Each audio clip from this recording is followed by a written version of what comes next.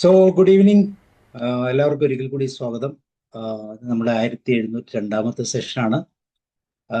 Motivation തലം തന്നെയാണ് ഇന്ന് മനോജ് സാറിലൂടെ നമ്മൾ കേൾക്കാൻ പോകുന്നത്. അച്ചീവ്മെന്റ് അല്ലേ? തീർച്ചയായിട്ടും അച്ചീവ്മെന്റ് എന്ന് പറയുന്നത് നമ്മുടെ ജീവിതത്തിൽ ഏറ്റവും പ്രാധാന്യമുള്ള ഒരു വിഷയമാണ്. അച്ചീവ്മെന്റ്സ് ഉണ്ടെങ്കിലാണ് നമുക്ക് വിശ്രമിക്കാൻ പറ്റൂ എന്ന് ഇങ്ങനെ പറഞ്ഞു കേട്ടിട്ടുണ്ട്. നല്ലൊരു അച്ചീവ്മെന്റ് കിട്ടിക്കഴിഞ്ഞാൽ നമുക്ക് വളരെ റിലാക്സ് ചെയ്ത് അല്ലേ, ജീവിതത്തിലെ ഏറ്റവും സുഖകരമായ ഒരു സമാധാനത്തിന്റെ അന്തരീക്ഷത്തിലേക്ക് പതുക്കെ മാറാം. ഒരു ജോലി പൂർണ്ണമായി ചെയ്തു കഴിഞ്ഞാൽ പിന്നെ നമുക്കൊരു സന്തോഷത്തിന്റെ അല്ലെങ്കിൽ ഒരു സമാധാനത്തിന്റെ അവസ്ഥയാണ്. സോ എന്താണ് അച്ചീവ്മെന്റിലൂടെ മോട്ടിവേഷൻ അല്ലെങ്കിൽ അച്ചീവ്മെന്റ് ആസ് എ മോട്ടിവേഷൻ എന്ന് നമുക്ക് ചിന്തിക്കാം. സോ നിങ്ങൾ എല്ലാവരും സ്വാഗതം ചെയ്യുന്നതോടൊപ്പം മനോജ് സാറിനെയും. Manoj sir, you are welcome. Thank you Sabu sir. ഇപ്പോൾ നമ്മുടെ 1702 എപ്പിസോഡിൽ മോട്ടിവേഷനെ കുറിച്ച് സംസാരിക്കാൻ ഒരു ഓപ്പർച്യൂണിറ്റി കിട്ടിയത് നല്ല കാര്യമായിട്ട് തോന്നുന്നു.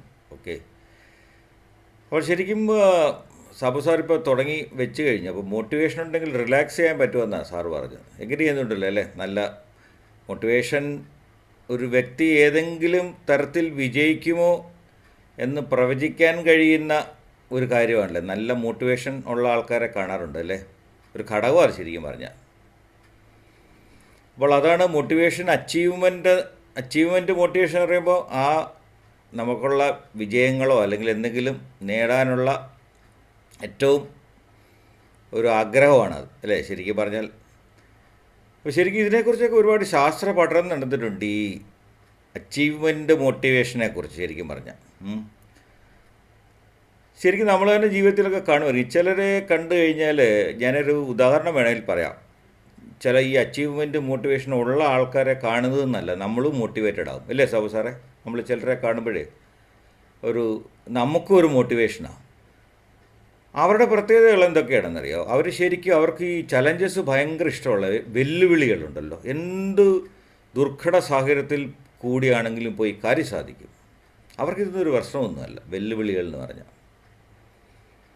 ചിലരുണ്ട്, നമ്മളൊക്കെയാണ് പകുതി വഴിക്ക് ചില കാര്യങ്ങളൊക്കെ ഇട്ടുപോയല്ലോ, ചിലർ വിട്ടുകൊടുക്കത്തില്ല. അതിങ്ങനെ പോയി പോയി പോയി ആ കാര്യം സാധിക്കുന്നിടം വരെ അത് അച്ചീവ് ചെയ്തതിന് ശേഷമേ ബാക്കി കാര്യമുള്ളൂ. അത് വലിയൊരു മോട്ടിവേഷണൽ അച്ചീവ്മെൻറ്റ് മോട്ടിവേഷൻ വലിയ ഉദാഹരണമാണ്. ചിലർ ഈ പറഞ്ഞ പോലെ അങ്ങനെയുള്ളവർ തന്നെ അവർക്ക് വ്യക്തമായിട്ടൊരു ലക്ഷ്യവും കാണും, ഒരു ഗോളും കാണും. ഇന്ന കാര്യമെന്ന് പറഞ്ഞാൽ അവരതിൻ്റെ പുറകെ തന്നെയാണ്, വ്യക്തമായിട്ട് അവർ അത് ഡിഫൈൻ ചെയ്യുമെന്നുള്ള ശരിക്കും പറഞ്ഞാൽ.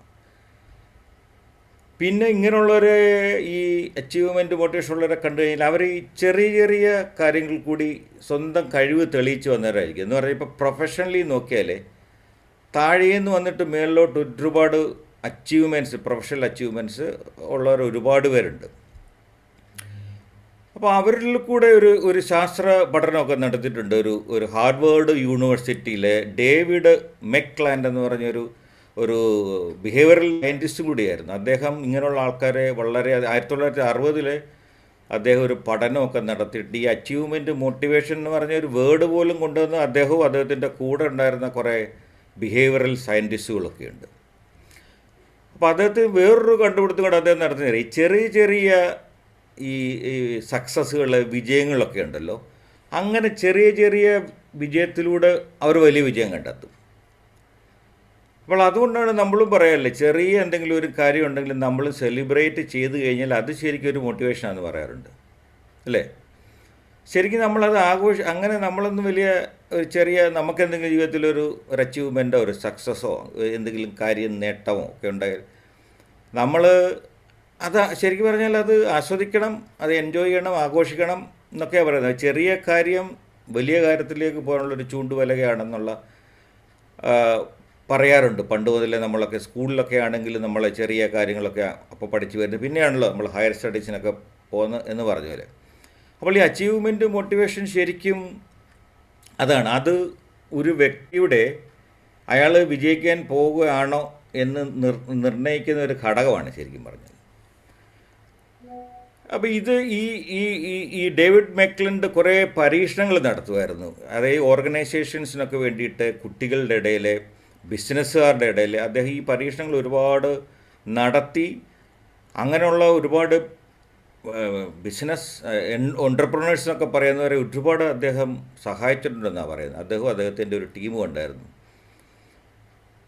അപ്പോൾ അങ്ങനെ ഒരു അദ്ദേഹത്തിന് ഒരു ഇങ്ങനെയുള്ള കളികളിൽ കൂടെയായിരുന്നു ഇതൊക്കെ ഇവരെയൊക്കെ ട്രെയിൻ ചെയ്യുന്നത്. അങ്ങനെ ഒരു കളിയാണ് ഈ റിംഗ് ടോസ് എന്ന് പറയും. സപ്പോസ് അതിൻ്റെ മലയാളം എന്താണെന്ന് അറിയത്തില്ല. നമ്മളൊക്കെ ഉത്സവ പറമ്പിലൊക്കെ കാണും, ഒരു റിങ് നമ്മുടെ തരും, എന്നിട്ട് ഒരു പോളും കാണും, അത് കറക്റ്റ് നമ്മൾ നിന്ന് എറിയണം. ഇദ്ദേഹം ഇതിൽ കൂടി ഈ എറിയുന്നതിൽ കൂടി ആൾക്കാരെ ജഡ്ജ് ചെയ്തിട്ട് അവർക്ക് വേണ്ട ട്രെയിനിങ് കൊടുക്കുമായിരുന്നു.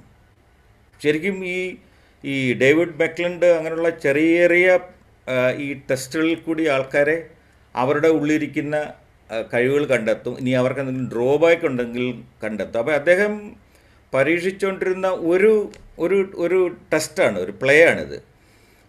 അപ്പോൾ അതിൽ കൂടെ അദ്ദേഹം കണ്ടെത്തിയെന്നറിയോ, ചിലർ ഈ പോളിൻ്റെ അടുത്ത് നിന്ന് തന്നെ പോയി അരങ്ങി കറക്റ്റായിട്ട് അങ്ങ് എഴുതും. ചിലരുണ്ട്.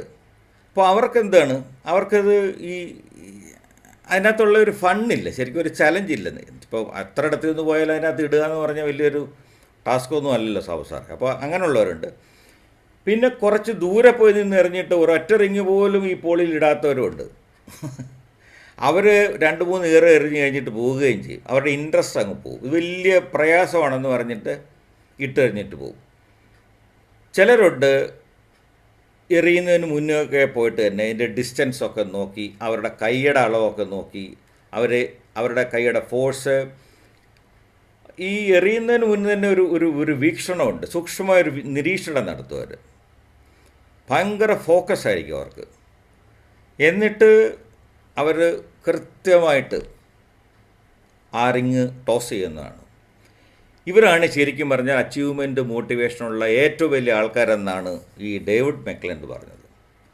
കാര്യം അവർക്ക് ഒരു ചലഞ്ചാണ്. അവർക്കറിയാം ഇതത്ര ഈസിയുള്ള കാര്യമല്ല.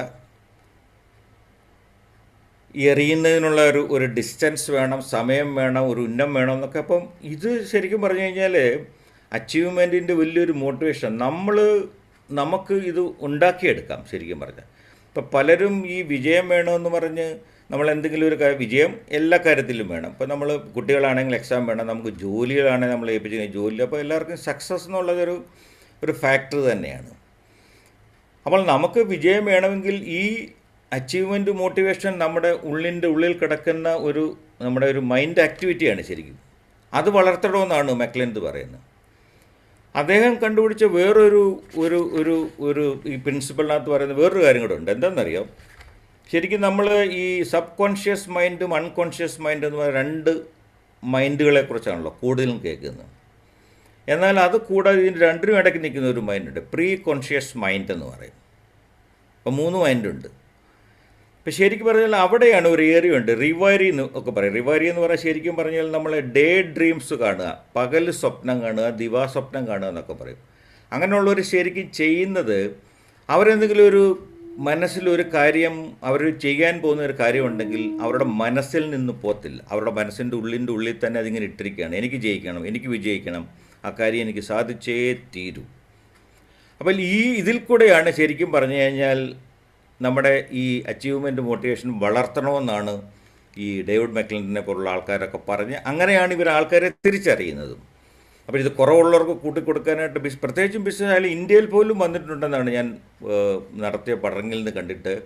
പഞ്ചാബിൽ വന്നിട്ടുണ്ട് കുറേ അവിടെ ഈ സ്മോൾ സ്കെയിൽ ഇൻഡസ്ട്രീസ് നടത്തിക്കൊണ്ടിരിക്കുന്ന ചെറിയ ആൾക്കാരുടെ ഇടയിൽ വന്നിട്ട് അദ്ദേഹത്തിൻ്റെ ടീമും ഒക്കെ വർക്ക് ചെയ്തിട്ട് ഇത് പരീക്ഷണമായിരുന്നു അവരുടെ.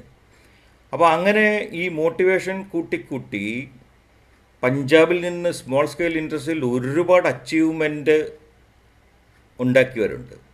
അപ്പോൾ അവരൊക്കെ ആദ്യം നിരീക്ഷിച്ചപ്പോൾ അവർക്ക് ഈ അച്ചീവ്മെൻറ്റ് മോട്ടിവേഷൻ കുറവായിരുന്നു.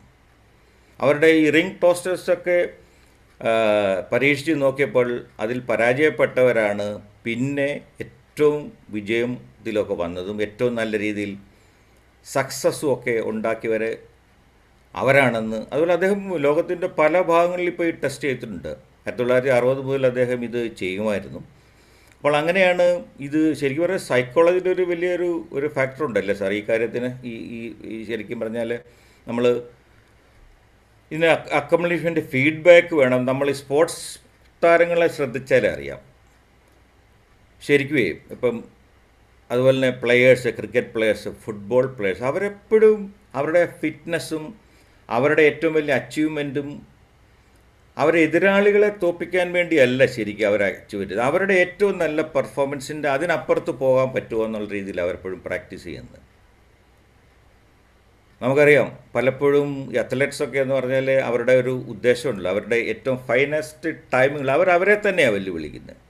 ഒപ്പോണൻസ് അവർക്കൊരു പ്രശ്നമില്ല, ഒപ്പോണൻസിന് അവരധികം മൈൻഡ് ചെയ്യാറില്ലെന്ന് പറയുന്നത്. ഇപ്പോൾ ഈ പ്രത്യേകിച്ച് ഇപ്പോൾ ഇങ്ങനെയുള്ളവർക്കൊക്കെ കോച്ചുകളെ പോലും വെക്കുന്ന കാലമാണല്ലോ. പ്രൊഫഷണൽ കോച്ചസ് ഉണ്ട്, മെൻ്റൽ കോച്ചസ് ഉണ്ട്. അപ്പോൾ ഈ സ്പോർട്സ് താരങ്ങളെയും അത്ലറ്റ്സിനെയൊക്കെ ഇവരെ പോലെയുള്ളവരാണ് ഈ ശരിക്കും അതിനകത്ത് ഈ നമ്മുടെ എന്താണ് അച്ചീവ്മെൻറ്റ് മോട്ടിവേഷനാണ് നടത്തുന്നത്. അതിൽ കൂടെയാണ് വിജയം എത്തുന്നത്. അത് സ്ഥിരമായിട്ട് നിർത്തുന്നത് ഇതുണ്ടെങ്കിലേ ഉള്ളൂ. അപ്പോൾ ഇത്രയും വിജയങ്ങൾ കൂടി എപ്പോഴെങ്കിലും ഒന്ന് പരാജയപ്പെട്ടാലോ നമ്മളെപ്പോലുള്ളവരൊക്കെ ആണെങ്കിൽ പെട്ടെന്ന് അങ്ങ് ഡൗൺ ആവും അല്ലേ.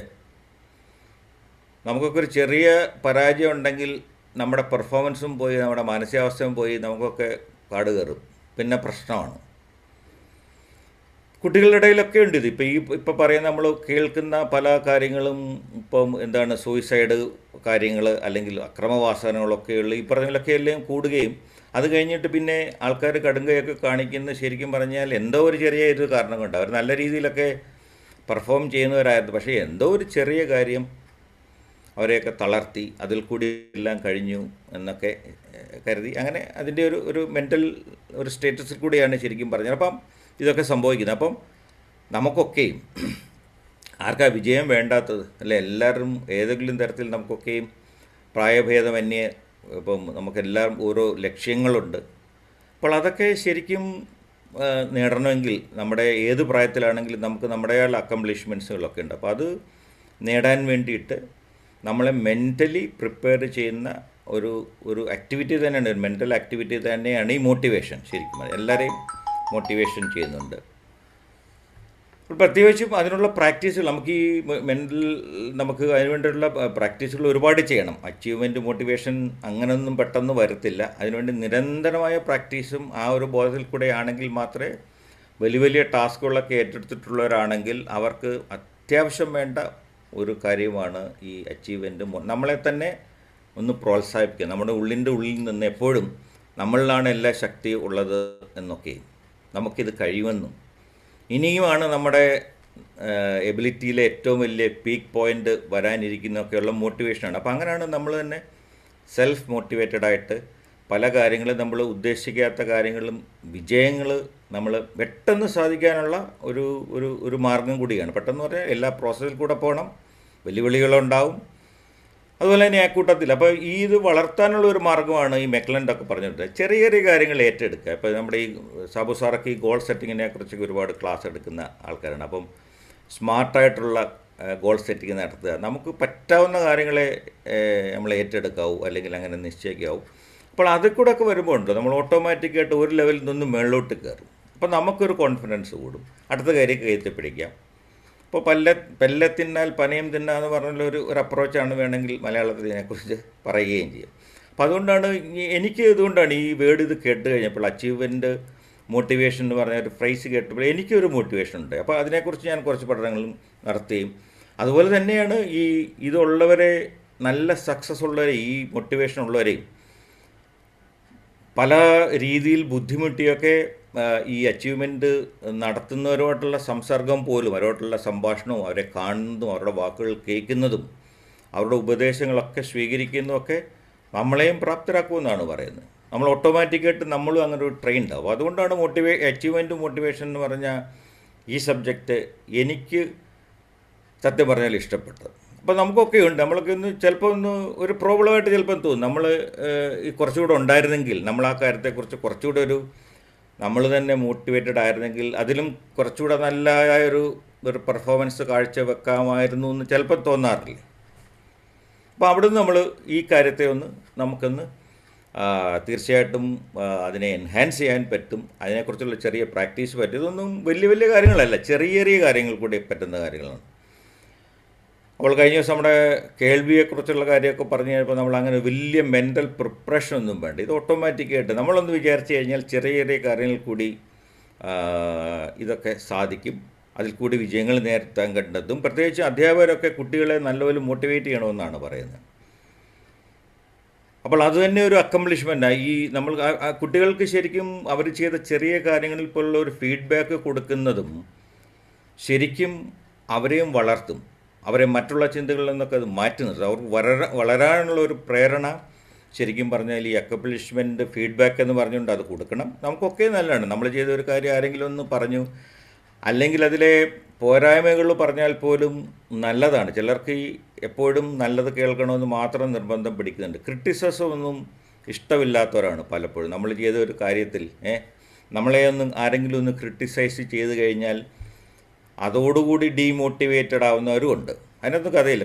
ക്രിറ്റിസിസം നല്ലതാണ്. നമുക്ക് ഉണ്ടായിരുന്ന ഫ്ലോസ്, നമുക്കുണ്ടായിരുന്ന ഡ്രോബാക്കുകളൊക്കെ പരിഹരിക്കാനും നമുക്കതിൽ കൂടി നമുക്ക് മെച്ചപ്പെടാനുമുള്ള ഒരു ഇതൊക്കെ. അപ്പോൾ ഇതെല്ലാം കൂടെ കണക്റ്റഡ് ആയിട്ടുള്ള ഒരു സബ്ജക്റ്റാണ് ഈ അച്ചീവ്മെൻറ്റ് മോട്ടിവേഷൻ എന്ന് പറയുന്നത്. അപ്പോൾ നമുക്ക് അതിലേക്ക് കുറച്ച് ചെറിയ കാര്യങ്ങൾ നമുക്ക് എന്താണെന്നുള്ളതൊന്ന് നോക്കി നമുക്ക് ഇന്നത്തെ സബ്ജക്റ്റിലേക്ക് കിടക്കാം.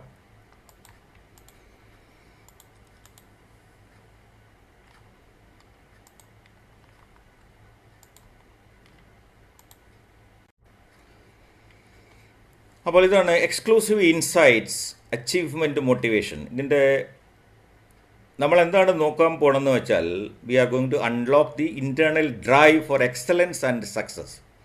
അപ്പോൾ നമ്മളിന്ന് ശ്രദ്ധ കേന്ദ്രീകരിക്കാൻ പോകുന്നതും അതിൽ തന്നെയാണ്, ഈ അച്ചീവ്മെൻറ്റ് മോട്ടിവേഷനിലാണ്. ഞാൻ പറഞ്ഞ പോലെ തന്നെ വ്യക്തികളെ മികവിലേക്ക് അല്ലെങ്കിൽ നല്ലതിലേക്ക് ഉന്നതിയിലൊക്കെ നമുക്ക് നയിക്കുന്ന ഒരു ആന്തരിക എനർജിയാണ് ശരിക്കും പറഞ്ഞാൽ. നല്ല എനർജി നമുക്കിത് ഒരു ഊർജ്ജമാണിത്. ശരിക്കും നമ്മളെന്താ വിജയിക്കുക എന്ന് മാത്രമല്ല, നമുക്ക് തന്നെയുള്ള പരിമിതികളുണ്ടല്ലോ. നമുക്ക് എല്ലാവർക്കും ഈ പറഞ്ഞ ആരും അത്ര 100% പെർഫെക്റ്റ് അല്ല. നമുക്കൊക്കെ വ്യക്തിപരമായിട്ടുള്ള പരിമിതികളുണ്ട്. ആ പരിമിതികളൊക്കെ നിരന്തരം മറികടക്കാൻ പറ്റും. അതിൽ കൂടി പുതിയ വെല്ലുവിളികളെ നമുക്ക് അഡ്രസ്സ് ചെയ്യാൻ പറ്റും, സ്വന്തമാക്കാൻ പറ്റും. അപ്പോൾ അങ്ങനെയുള്ള ഈ ആഗ്രഹം നമുക്ക് എന്തെങ്കിലും നേടിയെടുക്കണം എന്നുള്ള ആ ഒരു സ്ഥായിയായ ഒരു ചിന്ത തന്നെ നമുക്ക് വലിയ പല കാര്യങ്ങളും ചെയ്യാനുള്ള ഒരു കഴിവ് കൂടുന്നതാണ്. അപ്പോൾ അതാണ് അച്ചീവ്മെൻറ്റ് മോട്ടിവേഷൻ എന്ന് പറയുന്നത്.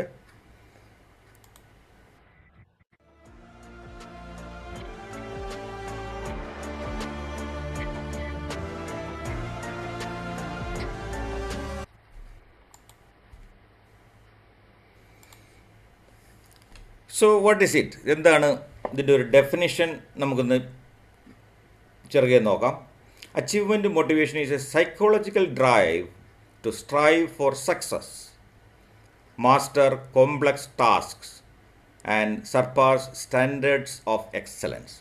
അതാണ് ശരിക്കും പറഞ്ഞാൽ അച്ചീവ്മെൻറ്റ് മോട്ടിവേഷൻ. എന്താണ് അച്ചീവ്മെൻറ്റ് മോട്ടിവേഷൻ എന്ന് പറഞ്ഞാൽ? നമുക്ക് വിജയിക്കാനും പരിശ്രമിക്കണം, സങ്കീർണമായ കാര്യങ്ങൾ നേടിയെടുക്കണം. നമുക്ക് ചില സെറ്റ് ഓഫ് സ്റ്റാൻഡേർഡ്സ് ഉണ്ട്, എക്സലൻസിൻ്റെ സ്റ്റാൻഡേർഡ്സ് ഉണ്ട്.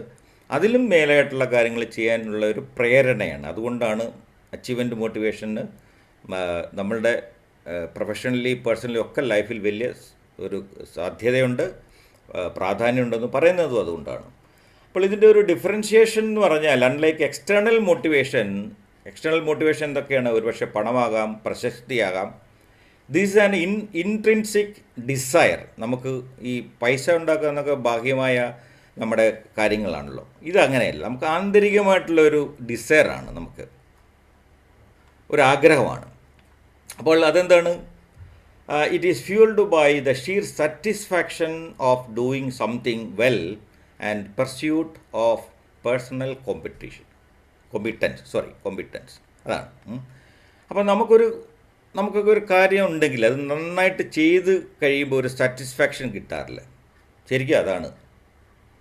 നമ്മളത് ഒരുപക്ഷെ ഈ പണത്തിന് വേണ്ടിയായിരിക്കില്ല, അല്ലെ പ്രശസ്തിക്ക് വേണ്ടിയായിരിക്കില്ല. ചിലർ പല കാര്യങ്ങളും സർവീസായിട്ട് ചെയ്യുന്നവരുണ്ട്. അപ്പോൾ അവർക്കതിൽ നിന്ന് എന്താണ് പ്രതിഫലം തിരിച്ച് കിട്ടുക എന്ന് ചോദിച്ചു കഴിഞ്ഞാൽ that is satisfaction, self satisfaction. എന്നെ സംബന്ധിച്ച് ഇതുപോലുള്ള ക്ലാസ്സുകൾ എടുക്കുന്നത് എനിക്ക് വലിയ ഇഷ്ടമുള്ള കാര്യങ്ങളാണ്. ഇതുപോലുള്ള പുതിയ കാര്യങ്ങളെക്കുറിച്ചൊക്കെ നമുക്ക് കിട്ടിയ അറിവ് മറ്റുള്ളവർ പങ്കിടുകയും ആ അറിവിൽ നിന്ന് കൂടുതൽ ഒരു തിരിച്ചറിവായിട്ടാണ് ഓരോ സെഷൻ കഴിയുമ്പോഴും. ഇപ്പം ഞാൻ മാത്രമല്ല, എല്ലാ സെഷനുമൊക്കെ കൈകാര്യം ചെയ്യുന്നവർക്കൊക്കെ അറിയാവുന്ന കാര്യമാണ്. അപ്പോൾ നമ്മുടെ ഇൻട്രാക്ഷനിൽ കൂടെ നമുക്ക് പല പ്രചോദനങ്ങളും കിട്ടും. അപ്പോൾ അതുകൊണ്ടാണ് നമ്മളെപ്പോഴും നമ്മൾ ഉദ്ദേശിക്കുന്ന ഒരു കാര്യത്തിനുള്ള ഒരു വിജയത്തിൻ്റെ ആ സക്സസ് ഏറ്റവും നല്ല രീതിയിൽ കൊണ്ടുവരാൻ വേണ്ടിയിട്ടുള്ള ഒരു മെൻ്റൽ എക്സസൈസായിട്ട് ഈ മോട്ടിവേഷനെ നമ്മൾ കാണുന്നത്. നേരത്തെ സൂചിപ്പിച്ചതുപോലെ ഈ ഡേവിഡ് മെക്ലൻഡ് എന്ന് പറഞ്ഞാൽ അദ്ദേഹം സൈക്കോളജിക്കൽ സയൻറ്റിസ്റ്റ് ആയിരുന്നു. So David McClelland was a renowned psychologist affiliated with Harvard University. So he developed the achievement motivation theory. There's a theory and principle in 1960s. That means it's a very old theory, but still working in industries, in educational institutions. This theory works well. His work focused on understanding what drives human motivation and behavior. അതാണ് അതിൻ്റെ പ്രത്യേകത. He introduced the concept of 3 key motivators: achievement, power and affiliation. ഇതാണ് മെക്ലൻഡിൻ്റെ തിയറിയിലെ 3 factors. എന്താണ്? Achievement ഉണ്ട്, power ഉണ്ട്, then affiliation. So these are the 3 core principles of McClelland's theory. Number 1, need for achievement. അതിന് പുള്ളി ഒരു ഷോർട്ട് ഫോം ഒക്കെ കൊടുത്തിട്ട് NAC എന്നാണ് അതിന് പറയുന്നത്. Need for achievement, that's a number. Desire to excel and achieve in relation to a set of standards, achievement. Need for power, desire to control and influence others. ചിലർക്ക് അതായിരിക്കും. ചിലർക്ക് മറ്റുള്ളവർ influence ചെയ്യാനുള്ള അപാരമായ ശക്തിയുള്ളവരുണ്ട്. The third one is a need for affiliation, desire for friendly and close interpersonal relationships. അപ്പോൾ ഈ തിയറിയിൽ കൂടി അദ്ദേഹം 3 കാര്യങ്ങളെ തരം തിരിച്ചിരുന്നു. നമ്മളിന്നിവിടെ ചർച്ച ചെയ്യാൻ പോകുന്ന കാര്യം അച്ചീവ്മെൻറ്റിനെ കുറിച്ച് മാത്രമാണ്. That is our topic today. So അദ്ദേഹത്തിൻ്റെ സിദ്ധാന്തങ്ങൾ ഇങ്ങനെ 3ആയിട്ട് ഡിവൈഡ് ചെയ്തു എന്ന് ഞാൻ പറഞ്ഞത്. അച്ചീവ്മെൻ്റ് എന്ന് പറഞ്ഞാൽ അതാണ്. അപ്പോൾ ഉയർന്ന ഈ അച്ചീവ്മെൻറ്റ് മോട്ടിവേഷനുള്ളവർക്ക് ശരിക്കും പറഞ്ഞു കഴിഞ്ഞിട്ടുണ്ടല്ലോ, അവർ ചെയ്ത കാര്യങ്ങളെക്കുറിച്ച് എപ്പോഴും ഫീഡ്ബാക്ക് എടുക്കും. They always take the constant feedback, and they always try to do the moderately difficult goals. അവർ ഏറ്റവും ബുദ്ധിമുട്ടുള്ള ഒരു ലക്ഷ്യം എന്തെങ്കിലും ഉണ്ടെങ്കിൽ, ചെയ്യാനുള്ള കാര്യമുണ്ടെങ്കിൽ, അങ്ങനെയുള്ളവർ ആ കാര്യമാണ് ആദ്യം ചെയ്യുന്നത്. Then they will look at the low പ്രൊഫൈലോ അല്ലെങ്കിൽ ലോ പ്രിഫറൻസ് കാര്യങ്ങൾ. അപ്പോൾ ഏറ്റവും ബുദ്ധിമുട്ടുള്ള കാര്യം ആദ്യം ചെയ്യുന്നു. അതിനുശേഷം അപ്പം അങ്ങനെ അതാണ് അവരുടെ ടാർഗറ്റ്. അങ്ങനെ ചെയ്യുന്നവരുണ്ട്. അപ്പോൾ അങ്ങനെയാണ് ഈ അച്ചീവ്മെൻറ്റ് മോട്ടിവേഷനിൽ കൂടുതലുള്ളത്. രണ്ടാമത്തെ കാറ്റഗറിയിലുള്ള ആൾക്കാരെ പറഞ്ഞു the urge for harmonious relationships and acceptance. അവർക്ക് വേണ്ടത് റിലേഷൻഷിപ്പിലും അവരെ സമ്മതിക്കുന്നതിലൊക്കെയുള്ള ഒരു അക്സെപ്റ്റൻസ് മോഡിലാണ് അവർക്കിഷ്ടം. These individuals prefer collaboration or competition and avoid high risk.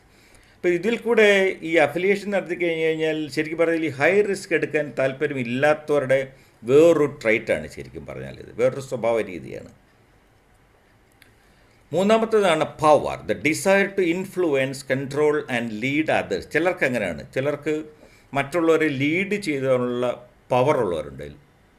Leadership quality എന്നൊക്കെ പറഞ്ഞവരുണ്ട് ഒരുപാട് പേര്. അത് ഓർഗനൈസേഷനിൽ ശരിക്കും പറഞ്ഞു കഴിഞ്ഞാൽ അത് വളരെ ആവശ്യമാണ്. ഓർഗനൈസേഷൻ മാത്രമല്ല, എല്ലായിടത്തും അതിൻ്റേതായിട്ടുള്ള ഒരു ലീഡിങ് റോൾസ് ഉള്ളവർ നമുക്ക് ആവശ്യമാണ്.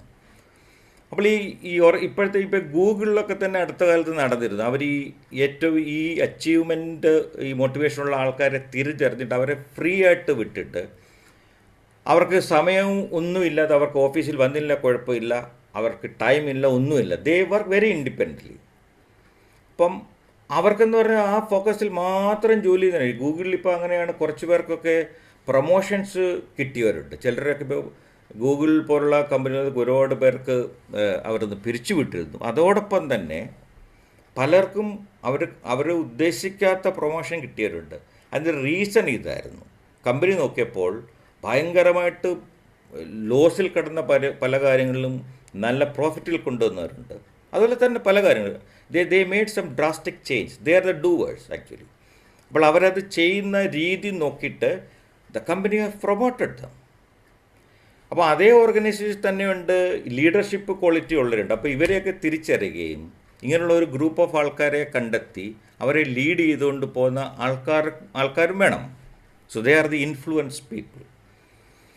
ഇപ്പോൾ നമ്മൾ പലപ്പോഴും ന്യൂസുകളിലൊക്കെ നമ്മൾ കാണാറുണ്ട്, പ്രത്യേകിച്ചും കോർപ്പറേറ്റ് കമ്പനിയിലൊക്കെ മാസീവായിട്ട് 10,000, 10,000, 20,000 പേരെയൊക്കെ പിരിച്ചുവിട്ടു. അതിനുശേഷം they are trying to reorganise the structure of the company. അപ്പോൾ ഇങ്ങനെയുള്ളവരൊക്കെ തിരിച്ചറിയുകയും അവരിൽ നിബന്ധനകളൊന്നുമില്ല, അവർക്ക് വളരെ ഫ്രീ ആയിട്ട് വർക്ക് ചെയ്യാനുള്ള അറ്റ്മോസ്ഫിയറൊക്കെ ഉണ്ടാക്കി കൊടുക്കുന്നുണ്ട്. പല കോർപ്പറേറ്റ് കമ്പനികളിലും ഈ രീതിയിലുള്ള ഒരു അപ്രോച്ചിൽ പോകുന്നവരുണ്ട്. So they are the doers. The end result is the company will be beneficial. Personally പറഞ്ഞിട്ടുണ്ടെങ്കിൽ ഇവർക്കൊക്കെ അച്ചീവ്മെൻ്റ് ഉണ്ടാവും.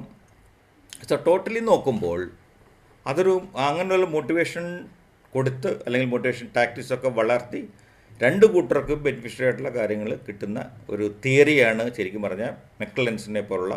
അദ്ദേഹത്തിൻ്റെ കൂടെ കുറേ സയൻറ്റിസ്റ്റുകളുണ്ട്, അവരുടെ കൂടെ ചേർന്ന് പല സ്റ്റഡീസ് നടത്തി അതനുസരിച്ചിട്ട് വർക്ക് ചെയ്യുന്ന ഒരുപാട് കമ്പനികളുണ്ട്. ശരിക്കും പറഞ്ഞാൽ ഇന്ത്യയിൽ അതിൻ്റെ എത്രമാത്രം പ്രസൻസ് ഉണ്ട് എന്ന് എനിക്ക് അറിഞ്ഞുകൂടാ. പക്ഷേ കോർപ്പറേറ്റ് കമ്പനികൾ പ്രത്യേകിച്ചും ഇതുപോലെ 10,000-കണക്കിന് എംപ്ലോയീസ് ഉള്ള ആളുകളിൽ ഈ തേർഡ് പാർട്ടി സർവീസാണ് ശരിക്കും പറഞ്ഞു കഴിഞ്ഞാൽ അവർ ചെയ്തിട്ട് ഈ സർവീസ് ചെയ്ത് കൊടുക്കുന്ന കമ്പനികൾ പോലും, കൺസൾട്ടൻസി മാനേജ്മെൻറ്റ് കമ്പനികളൊക്കെ പോലും ഇതിൽ ഫോക്കസ് ചെയ്തിട്ട് കമ്പനിക്കാർക്ക് സക്സസ് ഉണ്ടാക്കി കൊടുക്കുന്നുണ്ട്. അപ്പം അങ്ങനെ സക്സസിൻ്റെ കാര്യം പറയുമ്പോൾ നമ്മുടെ പേഴ്സണലും ആയിട്ടുള്ള കാര്യങ്ങൾ ഇതേ രീതിയിൽ.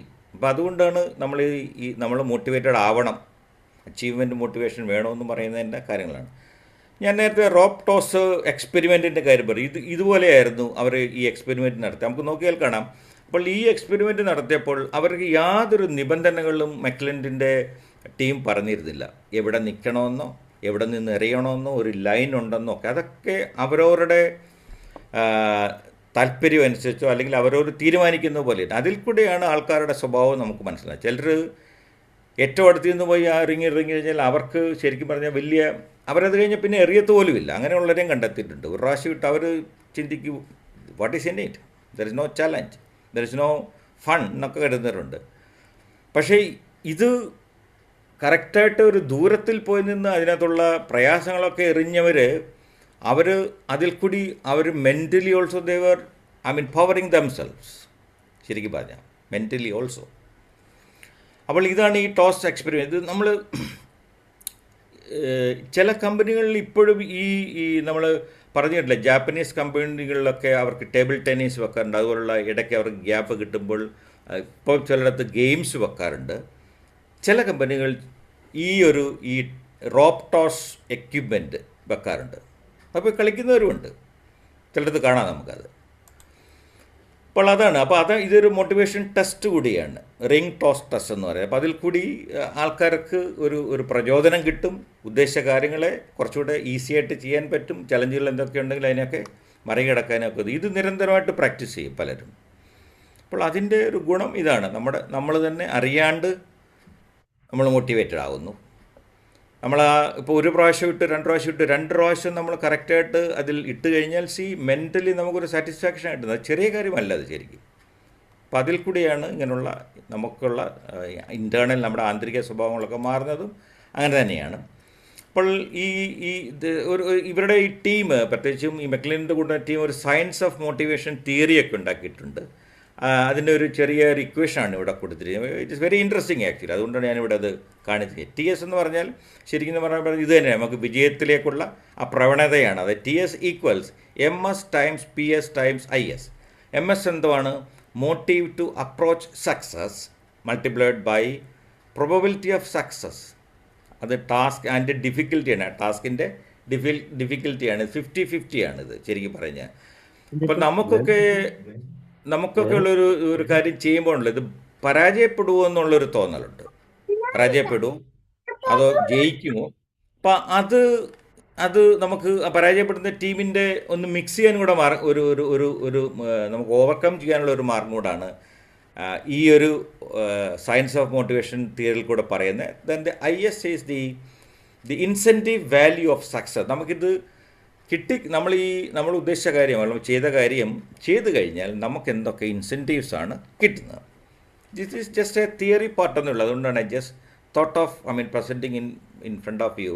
സോ ദ മോട്ടിവേഷൻ പീക്സ്, അതാണ് അതിൻ്റെ പ്രത്യേകത. ലാസ്റ്റ് സെൻറ്റൻസിൽ വായിച്ചിട്ടുണ്ടെങ്കിൽ അതിന് എന്താണെന്നുള്ള കൃത്യമായിട്ട് നമുക്ക് മനസ്സിലാവും. എന്താണ് Motivation peaks when the task is moderately difficult, 50-50% chance, balancing the hope of success with fear of failure. Exactly. അപ്പോൾ അതാണ്. അപ്പോൾ നമുക്ക് ഇത്തിരി മോഡറേറ്റ് ആയിട്ടുള്ള ചലഞ്ചുള്ള കാര്യങ്ങൾ ചെയ്യുന്നതാണ് ശരിക്കും നല്ല. ഈസി ആയിട്ടുള്ള കാര്യങ്ങൾ വേണ്ടെന്ന് ഞാൻ പറയുന്നില്ല.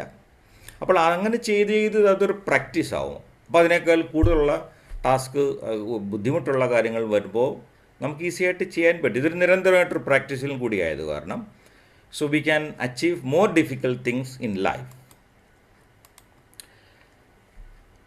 ഈ 3 പിക്ചറിൽ കൂടെ നോക്കിയിട്ടുണ്ടെങ്കിൽ നമുക്ക് ഇതിനകത്ത് ഈ തിയറിയിൽ കൂടെ പറയുന്ന കാര്യങ്ങൾ ഇതാണ് ശരിക്കും. 3 കാര്യങ്ങളാണ് മെയിനായിട്ട് പറയുന്നത്. എന്താണ്?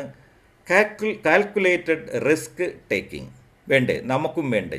പല കാര്യങ്ങളിൽ നിന്നും നമ്മളെ പിന്തിരിപ്പിക്കുന്നത് അതിൻ്റെ റിസ്കുകളൊക്കെ ഓർത്ത് അതിൽ കൂടെ പോയാലുള്ള ബുദ്ധിമുട്ടുകളെക്കുറിച്ച്, കൂടുതലും അതിൻ്റെ ബുദ്ധിമുട്ടുകളെക്കുറിച്ചൊക്കെ ഓർക്കുകയും, അപ്പോൾ അങ്ങനെയുള്ള റിസ്കുകൾ നമ്മൾ എടുത്തു കഴിഞ്ഞാൽ നമ്മൾ പരാജയപ്പെടുമെന്നുള്ള പേടിയും പണനഷ്ടവും സമയനഷ്ടവും അല്ലെങ്കിൽ മാനഹാനിയും എല്ലാം അതിനകത്ത് വരും. അപ്പം കാൽക്കുലേറ്റഡ് റിസ്ക് എടുക്കണമെന്നാണ് പറയുന്നത്. എടുത്തു ചാടാൻ പാടില്ല. എങ്കിലും നമ്മൾക്ക് ജീവിതം മുന്നോട്ട് കൊണ്ടുപോകണമെങ്കിൽ തീർച്ചയായിട്ടും ഈ കാൽക്കുലേറ്റഡ് റിസ്ക് വേണം. Number 2, desire for feedback. ഈ കളിക്കാരുടെ കാര്യം ഞാൻ നേരത്തെ പറഞ്ഞിരുന്നു. ശരിക്കും പറഞ്ഞാൽ അവരുടെ പ്രൊഫഷണൽ കോച്ച്, പേഴ്സണൽ കോച്ച് അവർ ഓരോ പ്രാവശ്യവും എങ്ങനെ അവർ പെർഫോം ചെയ്തു, അതിലുണ്ടായിരുന്ന കുറ്റങ്ങൾ എന്തായിരുന്നു, ഇനി എങ്ങനെ മെച്ചപ്പെടണം, അത് വേറൊരാളുടെ നിന്നുള്ള ഫീഡ്ബാക്ക് അവരെടുക്കും. Example from their coaches.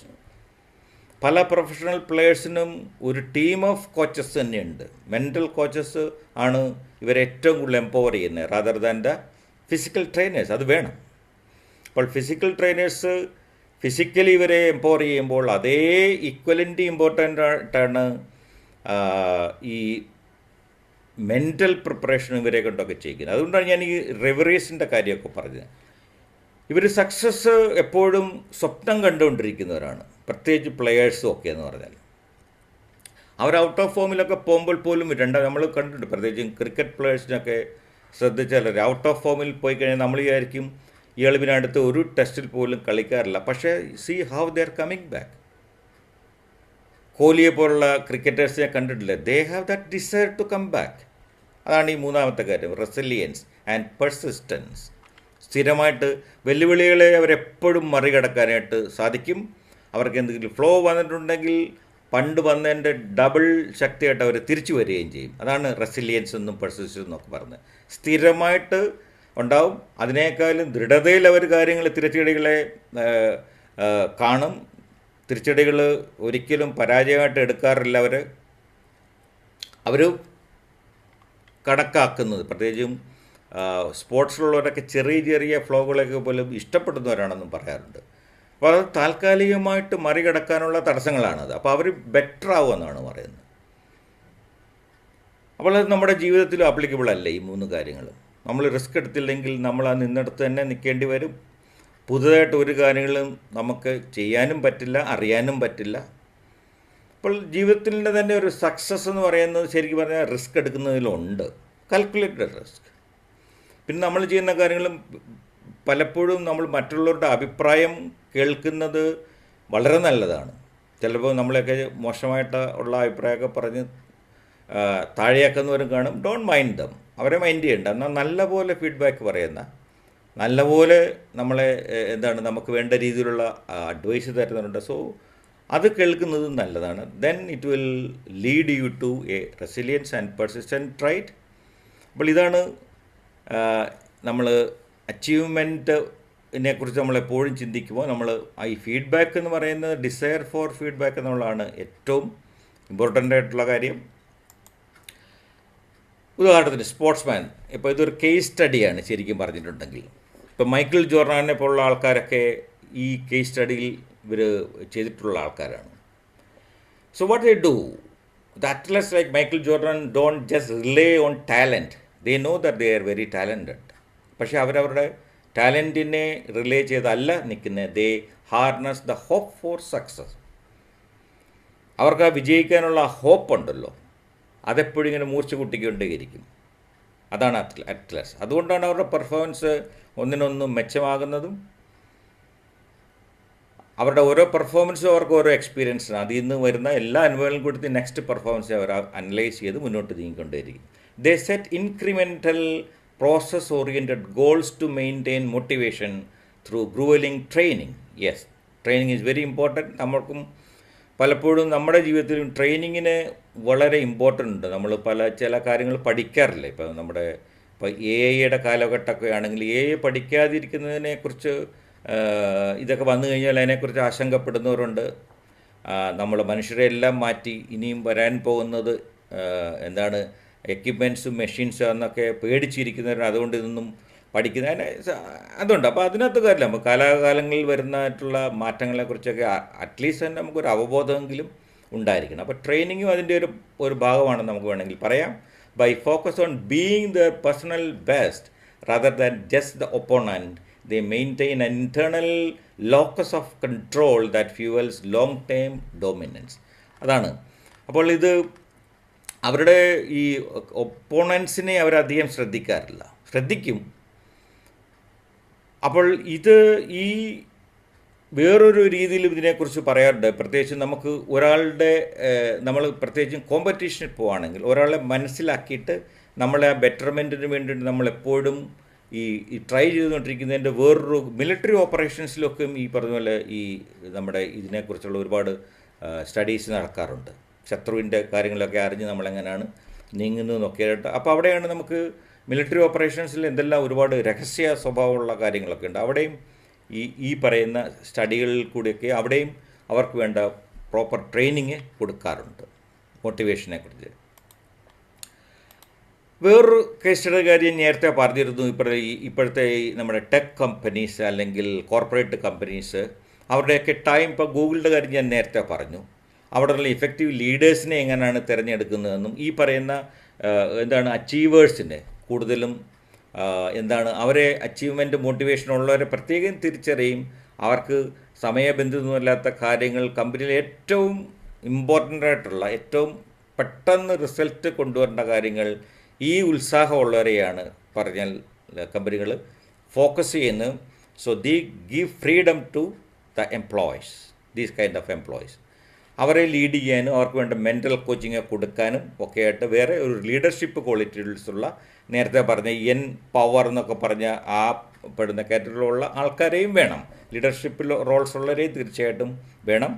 അപ്പോൾ അങ്ങനെ ഈ നമ്മുടെ അച്ചീവ്മെൻറ്റ് മോട്ടിവേഷനെ എപ്പോഴും ഈ ഫോസ്റ്റർ ചെയ്യാനും എൻകറേജ് ചെയ്യാനുമായിട്ടൊക്കെയുള്ള ലീഡർഷിപ്പ് ക്വാളിറ്റീസും പല കമ്പനികളിലും കാണുന്നുണ്ട്. പ്രത്യേകിച്ച് ഇപ്പോൾ ട്രെയിനിങ്ങിൻ്റെ ഒരു ഭാഗം തന്നെയാണിത്. ഈ നമ്മുടെ ഉദാഹരണത്തിന് ഇപ്പോൾ ട്രെയിനീസായിട്ട് പലരെയും എടുക്കുമ്പോൾ അവരെ ആദ്യം കുറച്ച് അവരുടെ ജോബ് പ്രൊഫൈൽ വരുന്ന കാര്യങ്ങളൊക്കെ ചെയ്തതിന് ശേഷം അവരുടെ ഫീഡ്ബാക്ക് എടുക്കുക. എംപ്ലോയി ഇവാലുവേഷനൊക്കെ വരുമ്പോൾ അവർ ചെയ്ത ചെറിയ കാര്യങ്ങളിലൊക്കെ ഉള്ള സക്സസ് കണ്ടുപിടിച്ചിട്ട് അവരുടെ ലൈൻ മാനേജേഴ്സൊക്കെ അപ്രിഷ്യേറ്റ് ദ ട്രെയിനീസ്. അതൊരു വലിയ മോട്ടിവേഷനാണ്. ചെറിയ കാര്യമാണ് ഞാൻ ചെയ്തതെങ്കിലും എൻ്റെ ബോസ് അല്ലെ എൻ്റെ അധികാരി ഒന്ന് അപ്രിഷ്യേറ്റ് ചെയ്തില്ല. അപ്പോൾ അതൊക്കെ നമുക്ക് മെൻ്റലായിട്ട് സന്തോഷം ഉണ്ടാക്കുന്ന കാര്യങ്ങളാണ്. അപ്പോൾ അതുകൊണ്ടാണ് ഇതിന് വലിയ ഇമ്പോർട്ടൻസ് ഉള്ളത്. അപ്പം നമുക്കൊരു ചെറിയൊരു കമ്പാരിസൺ, ഒരു ഇവാലുവേഷൻ നടത്തി നോക്കാം. എന്താണ് ഈ ഹൈ അച്ചീവേഴ്സും ലോ അച്ചീവേഴ്സിൻ്റെ സ്വഭാവങ്ങളും എങ്ങനെയാണിത് വിഭിന്നമായിരിക്കുന്നുള്ളതെന്ന് ജസ്റ്റ് ഒരു കമ്പാരിസൺ എന്നുള്ള രീതി നോക്കാം. നമ്മൾ എടുത്തു നോക്കാം. ഗോൾ ചോയ്സ് ഉണ്ട്. നമ്മൾ ഗോൾ സെറ്റിംഗ് എന്നൊക്കെ പറഞ്ഞു. അവരുടെ ലക്ഷ്യങ്ങളുടെ ചോയ്സ് എന്താണ്? ഹൈ അച്ചീവേഴ്സ് നോക്കൂ, മോഡറേറ്റ്ലി ഡിഫിക്കൽട്ട്. അവരെപ്പോഴും ഇത്തിരി ഡിഫിക്കൽട്ടായിട്ടുള്ള അല്ലെങ്കിൽ ചലഞ്ചിങ് ആയിട്ടുള്ള ലക്ഷ്യങ്ങൾ തിരഞ്ഞെടുക്കുന്നവരാണ്. ലോ അച്ചീവേഴ്സോ very easy or very hard. രണ്ടുമുണ്ട്. വെരി ഹാർഡെന്ന് എന്തുകൊണ്ടാണ് ചോദിച്ചതെന്ന് പറഞ്ഞു കഴിഞ്ഞാൽ ഇത് വലിയ ബുദ്ധിമുട്ടാണെന്ന് കരുതി അത് അച്ചീവ് ചെയ്യാതെ ഇവർ തിരിച്ചു പോകും. ഞാൻ നേരത്തെ പറഞ്ഞ ടോസ് ചെയ്യുന്ന കാര്യം പറഞ്ഞു, വളരെ അടുത്ത് നിന്ന് പോയിട്ട് റിങ്ങിട്ടിട്ട് പോകുന്നവരുണ്ട്. ഓക്കെ, അപ്പോൾ അത് ലോ അച്ചീവേഴ്സിൻ്റെ ഒരു കാറ്റഗറി പെടുന്നതാണ്. ഇനി റിസ്ക് ടേക്കിൻ്റെ കാര്യം എടുത്തു കഴിഞ്ഞാലോ, the high achievers always take calculated risk. So whereas the low achievers avoidant or reckless or gambling. അവർ വലിയ ഇതിനകത്ത് ഇത് അവോയ്ഡ് ചെയ്യാൻ നോക്കും. എന്ത് ടാസ്ക് ആണെങ്കിലും ഇതിനകത്ത് ഒരുപാട് റിസ്ക്കുകളുണ്ടെന്ന് പറഞ്ഞ് ചെയ്യേണ്ടതായിട്ടുള്ള ഒരു കാര്യങ്ങളും ചെയ്യുകയില്ല. അല്ലെങ്കിൽ അതിൻ്റെ അലക്ഷ്യമായിട്ടുള്ള എന്താണ് കാര്യങ്ങളൊക്കെ ചെയ്ത് അതിൻ്റെ ഒരു സാധ്യതയുമില്ല. അപ്പം അതുകൊണ്ടാണ് ഈ പരാജയത്തിൻ്റെ ഉത്തരവാദിത്വം ഏറ്റെടുക്കാൻ അവർ തയ്യാറല്ല. ചിലപ്പോൾ ഒരുപക്ഷെ പരാജയമായിരിക്കും, പക്ഷേ അത് എൻ്റെ കഴിവുകേട് കൊണ്ടാണ്, അല്ലെങ്കിൽ ഞാനാണ് അതിന് ഉത്തരവാദി എന്നുള്ള രീതിയിൽ എടുക്കാൻ അവർക്ക് കഴിയാറില്ല പലപ്പോഴും. But the high achievers they take this responsibility also, calculate റിസ്കിൽ കൂടി. Now coming back to the feedback, the high achievers always see constructive criticism. ഞാൻ നേരത്തെ പറഞ്ഞിരുന്നു, ഒരു പ്രാവശ്യം നമ്മൾ ചെയ്ത ഒരു കാര്യത്തെക്കുറിച്ച് ആരെങ്കിലും ഒരു ക്രിട്ടിസൈസ് ചെയ്ത് കഴിഞ്ഞ് കഴിഞ്ഞാൽ ശരിക്കും പറഞ്ഞാൽ അതിനകത്ത് അത് കേൾക്കണം. ആ ക്രിറ്റിസിസിനകത്ത് ഒരു കാര്യമുണ്ട്, ഇമ്പ്രൂവ് ചെയ്യാനുള്ളൊരു സ്കോപ്പാണത്. ലോ അച്ചീവേഴ്സോ ദേ അവോയ്ഡ് ക്രിറ്റിസിസം, സീക്ക് പ്രൈസ് ഉള്ളി. അപ്പോൾ അവരെ ബൂസ്റ്റ് ചെയ്യുന്ന കാര്യങ്ങളാണെങ്കിൽ അത് മാത്രമേ എടുക്കുകയുള്ളൂ. എന്തെങ്കിലും ഒരു ക്രിട്ടിസൈസ് ചെയ്തൊരു കാര്യം പറഞ്ഞു കഴിഞ്ഞാൽ they take it very badly, very negatively. Now, the last one is persistence. Persistence in high achievers is very high. Persistence, resilient to failure.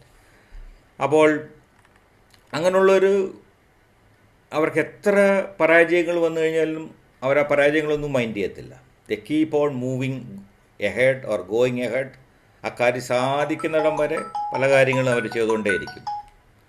അപ്പോൾ അതാണ് ലോ അച്ചീവേഴ്സിൽ എന്താണ് ഈ പെർസിസ്റ്റൻസ് എന്ന് പറഞ്ഞ കാര്യമേ തീരെ ഉണ്ടാവില്ല. Very low, they give up very easily.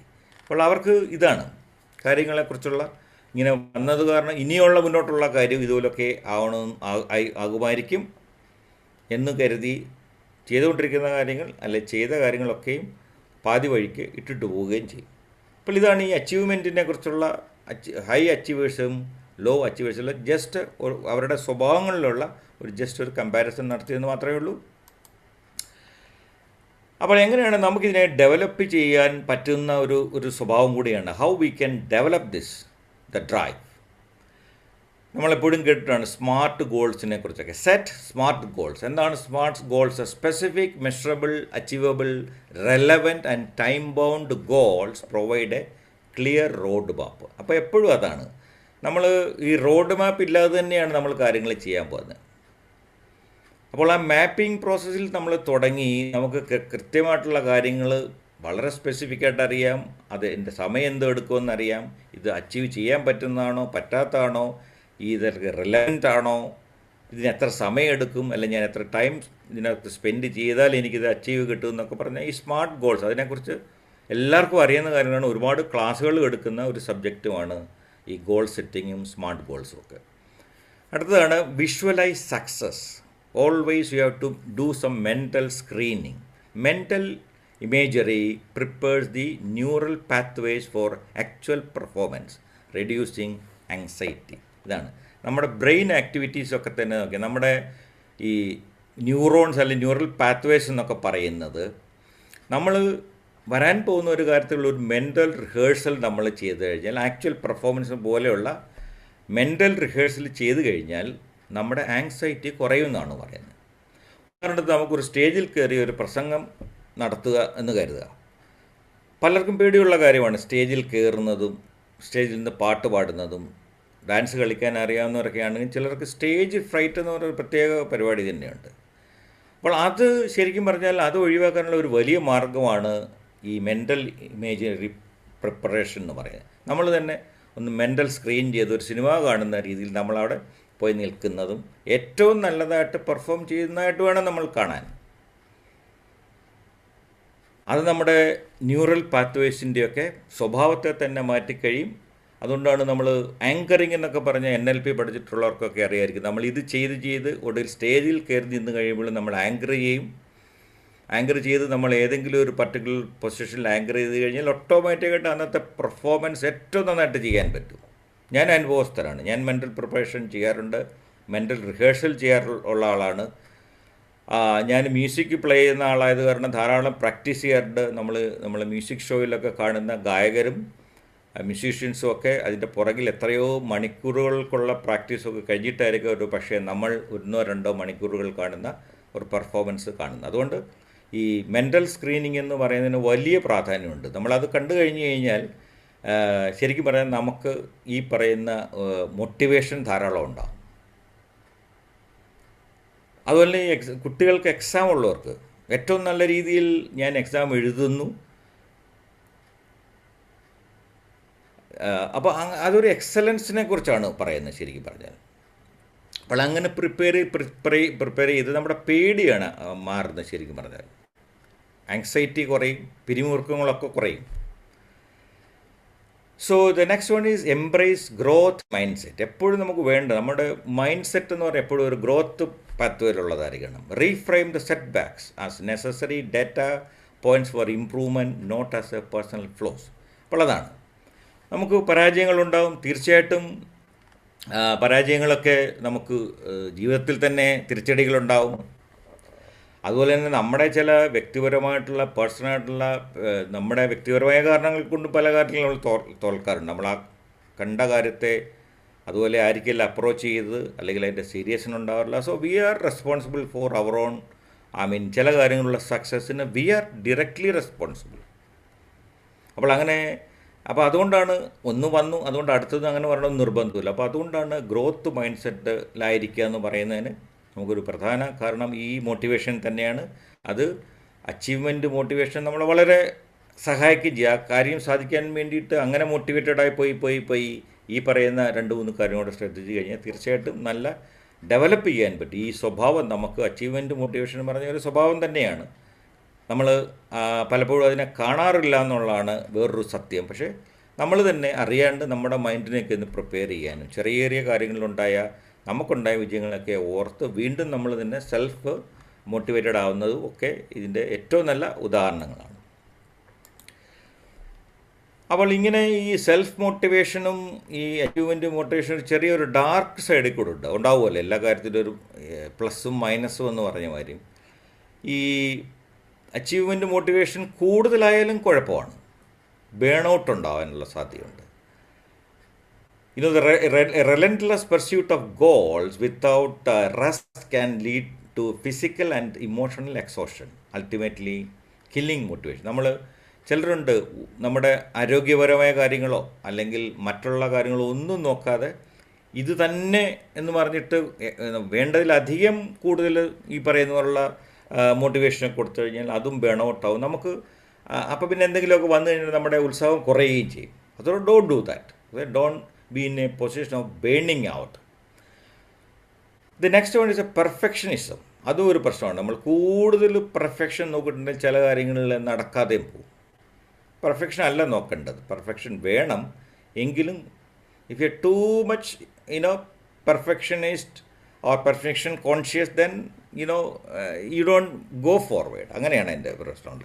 So setting impossibly high standards results in paralysis. The fear of failure begins to overweigh the hope for success. അപ്പോൾ അതിൻ്റെ ഒരു വലിയ റീസൺ അതാണ്. അപ്പോൾ നമ്മളങ്ങനെ പ്രത്യേകിച്ചും അങ്ങനെ വലിയ നിലവാരങ്ങളൊക്കെ വെച്ച് കഴിഞ്ഞാൽ ചിലപ്പോൾ നമുക്കത് പറ്റാതെ പോയിട്ടുണ്ടെങ്കിൽ, അത് അച്ചീവ് ചെയ്യാൻ പറ്റാതെ പോയിട്ടുണ്ടെങ്കിൽ, അല്ലെങ്കിൽ അതിൻ്റെ പെർഫെക്ഷനിൽ കൂടെ അതുണ്ടെങ്കിലേ ഞാൻ ചെയ്യുന്നുള്ള രീതിയിലുള്ള മെൻ്റൽ സ്റ്റാറ്റസൊക്കെ കുറയ്ക്കണമെന്നാണ് പറയുന്നത്. നമ്പർ 3 ഈസ് ഇംബാലൻസ് ഉണ്ടാക്കും. ഒരുപാട് നമ്മൾ ടൂ മച്ച് അച്ചീവ്മെൻറ്റ് മോട്ടിവേഷൻ നമുക്ക് അങ്ങനെ അതിൻ്റെ ആ രീതിയിൽ പോയിട്ടുണ്ടെങ്കിൽ വരുന്ന വേറൊരു കുഴപ്പമാണ് ഇംബാലൻസിങ്. നിഗ്ലക്റ്റിംഗ് റിലേഷൻഷിപ്സ്. അഫിലിയേഷൻ്റെ കാര്യം അതാണ് ഞാൻ നേരത്തെ പറഞ്ഞത്. In favour of goals achievement leads to isolation and lack of support system. ചിലരുണ്ട്, ചില വീടുകളിലൊക്കെ ജോലി ചെയ്യുന്ന എല്ലാം ജോലിയുടെ പുറകെ പോയിട്ട് വീട്ടുകാരെയും കുട്ടികളെയും മാതാപിതാക്കളെയൊക്കെ ഒട്ടും ശ്രദ്ധിക്കാതെ വീട്ടുകാര്യങ്ങൾക്കൊന്നും തീരെ ഇമ്പോർട്ടൻസ് ഇല്ലാതെ പോകുന്ന പെർഫെക്ഷനിസ്റ്റുകളൊക്കെ ഉണ്ട്. അത് കൂടുതൽ മോട്ടിവേറ്റഡ് ഉണ്ടായിക്കഴിഞ്ഞാലുള്ള വേറൊരു പ്രശ്നമാണത്. അച്ചീവ്മെൻറ്റ് മോട്ടിവേഷൻ കൂടുതലായാൽ ബന്ധങ്ങൾ ചിലപ്പം തകരാറിലാകും. നമ്മുടെ സമൂഹത്തിലൊക്കെ ഇങ്ങനെയുള്ളവരെ കാണാൻ പറ്റും. ഇത് കൂടുതലാണ്. അവരൊക്കെ എക്സ്ട്രീമിസ്റ്റുകളാണ്. ചിലപ്പോൾ എല്ലാ എക്സ്ട്രീം കാര്യങ്ങളിൽ കൂടിയാണ് അവർ കെയർ ചെയ്യുന്നത്. അതുകൊണ്ട് don't be in A position of imbalancing. അതാണ് ഇതിൻ്റെ ഒരു 3 കാര്യങ്ങളാണ് പ്രധാനമായിട്ടുള്ളത്. അപ്പോൾ അതായിരുന്നു ഇന്നത്തെ നമ്മുടെ സബ്ജക്റ്റിൻ്റെ അച്ചീവ്മെൻറ്റ് മോട്ടിവേഷനെ കുറിച്ച് ഈ ചുരുങ്ങിയ സമയത്തിനുള്ളിൽ നമുക്ക് പറയാനുണ്ടായിരുന്നത്. അതുകൊണ്ടാണ് വിൻസ്റ്റൺ ചർച്ചിലും പറഞ്ഞത്, success is not final, failure is not fatal, it is the courage to continue the counts. വിജയം എന്ന് പറയുന്നത് ഒരിക്കലും അവസാനിക്കുന്ന കാര്യമല്ല, അവസാനമല്ല. പരാജയമോ അതൊട്ട് മാരകവുമല്ല. മുന്നോട്ട് പോകാനുള്ള ധൈര്യമാണ് പ്രധാനം. അതാണ് വിൻസ്റ്റൺ ചർച്ചിൽ പറഞ്ഞത്. ശരിക്കും നമ്മൾ വിജയം, നേട്ടം അല്ലെങ്കിൽ ഇങ്ങനെയുള്ള കാര്യങ്ങളൊക്കെ പറഞ്ഞാൽ അതൊരു യാത്രയിൽ കൂടെ മാത്രമേ നമുക്കത് സാധിക്കാൻ പറ്റുള്ളൂ. അപ്പം അതിന് വേണ്ടത്, നമുക്കത് സ്ഥിരമായിട്ട് വേണ്ടത് എന്താണെന്ന് ചോദിച്ചാൽ, സക്സസ്സിൻ്റെ കൂടെ തന്നെ പരാജയങ്ങളും വരാം. പരാജയം വന്നാൽ വീണ്ടും എഴുന്നേറ്റ് നിന്ന് അതിനെ നേരിടാനുള്ള ധൈര്യം വേണമെന്നാണ് വിൻസ്റ്റൺ ചർച്ചിലിനെ പോലുള്ള ആൾക്കാരൊക്കെ പറഞ്ഞത്. അപ്പോൾ അതായിരുന്നു ഇന്നത്തെ നമ്മുടെ സബ്ജക്റ്റ്. അച്ചീവ്മെൻറ്റ്, മോട്ടിവേഷൻ എല്ലാവർക്കും ഉണ്ടാകട്ടെ എന്നുള്ള പ്രാർത്ഥന, അതിനെക്കുറിച്ചുള്ള ഒരു ബോധം കുറച്ചുകൂടെ എല്ലാവർക്കും, കുറച്ചുകൂടെ നമ്മുടെ ദൈനംദിന ജീവിതങ്ങളിലൊക്കെ കുറച്ചുകൂടി ഈ അച്ചീവ്മെൻറ്റ്, മോട്ടിവേഷനെ കുറിച്ച് കുറച്ചുള്ള കാര്യങ്ങളെക്കുറിച്ച് ചിന്തിക്കാനുള്ള അവസരങ്ങൾ എല്ലാവർക്കും ഉണ്ടാകട്ടെ എന്നുള്ള ഒരു ആഗ്രഹത്തോടുകൂടി ഇന്നത്തെ ഈ ചെറിയ സബ്ജക്റ്റ് ഇവിടെ അവസാനിക്കുകയാണ്. Thank you Sabu sir, over to you. Thank you sir. വളരെ ചിന്താദീപകമായ ഒരു ടോപ്പിക്കായിരുന്നു. നമുക്കറിയാം, മോട്ടിവേഷൻ, അച്ചീവ്മെന്റ് രണ്ടും രണ്ട് ഏരിയ ആണെങ്കിൽ പോലും രണ്ടും കൂടെ ക്ലബ് ചെയ്യുമ്പോൾ അച്ചീവ്മെന്റിലൂടെ മോട്ടിവേഷൻ, അല്ലെങ്കിൽ മോട്ടിവേഷനിലൂടെ അച്ചീവ്മെന്റ് നേടുക, ഈ രണ്ടും അങ്ങോട്ടും ഇങ്ങോട്ടും കണക്റ്റഡ് ആണ് അല്ലെ. നമ്മുടെ ഇന്ത്യയുടെ തന്നെ കുറെ ആളുകളെ, കുറെ ഈ പറയുന്ന പോലെ ലൈഫ് ഹിസ്റ്ററീസ് എടുത്തു നോക്കിക്കഴിഞ്ഞാൽ അങ്ങനെയുള്ള കുറെ വ്യക്തികളെ നമുക്ക് കാണാൻ സാധിക്കും. പ്രത്യേകിച്ച് നമ്മുടെ APJ അബ്ദുൽ കലാം എന്നൊക്കെ പറയുമ്പോൾ അദ്ദേഹത്തിന്റെ ഓരോ സ്റ്റെപ്പിലും അച്ചീവ്മെന്റ്സിന്റെ ഒരു വലിയ തലങ്ങൾ തന്നെ ഉണ്ടായിരുന്നു. അപ്പം ഇത് നമുക്കാണ് മോട്ടിവേഷൻ അല്ലെ, നമുക്ക് തന്നെ മോട്ടിവേഷൻ. അദ്ദേഹത്തിന് തീർച്ചയായിട്ടും മോട്ടിവേഷൻ ആണെന്ന് ഒരു സംശയമില്ല. അപ്പൊ അച്ചീവ്മെന്റ്സ് കിട്ടുന്നതും തിരിച്ചും ഇങ്ങോട്ടും. അതുപോലെ തന്നെ ഹിമാദാസ് എന്ന് പറയുന്ന ഒരു sprint queen of India, gold medallist in 400 world U20. അപ്പൊ അതുപോലെ തന്നെ അരുണിമ സിൻഹ അല്ലെ, ഒരു ട്രെയിൻ ആക്സിഡന്റില് കാല് നഷ്ടപ്പെട്ടിട്ട് മൗണ്ട് എവറസ്റ്റ് കീഴടക്കിയ ഒരു വനിത. അപ്പൊ ഇങ്ങനെയൊക്കെ ഇവരുടെ ജീവിതത്തിലുള്ള ഈ അച്ചീവ്മെന്റിന്റെ പാർട്ട്, ഇത് അവർക്ക് മാത്രമല്ല, തീർച്ചയായിട്ടും നമുക്കൊരു മോട്ടിവേഷൻ തന്നെയാണ്. അവർ ഈ മോട്ടിവേഷന്റെ എഫേർട്ടായിട്ട് എടുക്കുന്ന അച്ചീവ്മെന്റ് പരസ്പരം, ഇത് അങ്ങോട്ടും ഇങ്ങോട്ടും പരസ്പര പൂരകങ്ങളായിട്ട് വേണേൽ പറയാം അല്ലെ. Achievement, motivation, then motivation based on achievement. അപ്പോൾ ഒത്തിരിയും കാര്യങ്ങളും കുറെ അതിൻ്റെ അകത്ത് ഫിലോസഫിക്കലായിട്ട് കുറെ പോയിന്റ്സുകളും സാർ പറഞ്ഞു. എങ്ങനെയാണ്, ഏതൊക്കെ രീതിയിലാണ് പവർ, അതുപോലെ തന്നെ അച്ചീവ്മെന്റ്, ഇങ്ങനെയുള്ള പോയിന്റുകളൊക്കെ അതിനകത്ത് കയറി വളരെ മനോഹരമായി അത് എക്സ്പാൻഡ് ചെയ്യും. അപ്പൊ നിങ്ങൾക്ക് നിങ്ങളുടേതായ പോയിന്റ്സുകൾ പറയാം. നമ്മളെല്ലാവരും അച്ചീവേഴ്സ് ആണ്, നമ്മളെല്ലാവരും മോട്ടിവേറ്റഡ് ആണ്. അതുകൊണ്ടാണ് നമുക്ക് ഇങ്ങനെ കണ്ടിന്യൂസ് ആയിട്ട് നമുക്ക് ഇങ്ങനത്തെ പ്രോസസ്സുകൾക്ക് ചെയ്യാൻ പറ്റുന്നത്. അപ്പൊ അതൊരു വലിയ ജീവിതത്തെ സംബന്ധിച്ച ഏറ്റവും വലിയൊരു പോയിന്റ് തന്നെയാണ്. ഓക്കെ, അപ്പൊ thank you sir, Manoj sir. വളരെ ക്രിയേറ്റീവ് ആയിട്ടുള്ള ഒരു സെഷന് നന്ദി. റോയ് സാറും തുടങ്ങാം അല്ലെ. റോയ് സാർ. സാറേ, ഞാൻ ചോദിച്ചോട്ടെ സാർ, അതിനകത്ത് എഴുതി കണ്ടു സ്മോൾ ലെറ്റർ N-ഉം ക്യാപിറ്റൽ ലെറ്റർ A-യും സ്മോൾ ലെറ്റർ C-യും H-ഉം ആയിട്ട് എഴുതി കണ്ടു. അതെന്തോ സാർ ഉദ്ദേശിച്ചത്? ഒരു അബ്രിവേഷൻ അല്ലേ സാർ? ആ പവർ പോയിന്റ് വേണമെങ്കിൽ നിർത്തും. അതെന്തിന്റെ അത്? Small letter N, capital letter A-യും സ്മോൾ ലെറ്റർ C-യും H-ഉം. ഞാൻ പറഞ്ഞ ഒരു സെക്കൻഡ് റോയ് സാറേ, ഞാൻ കാണിക്കാം.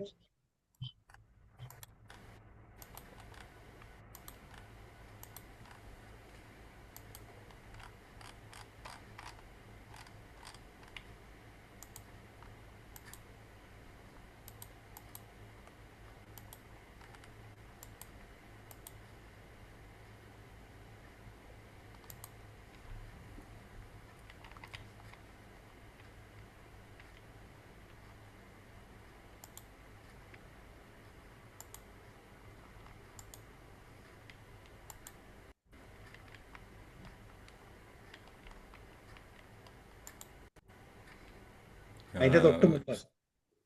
Yes sir.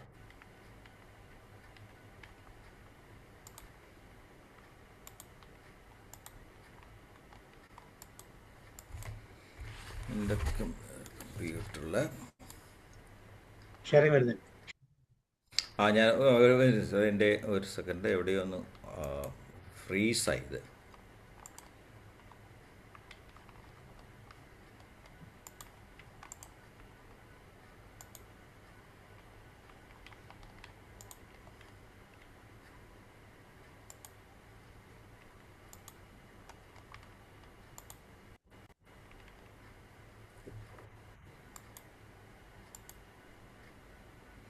റോയ് സാർ പറഞ്ഞ ഇതായിരുന്നോ സാറേ?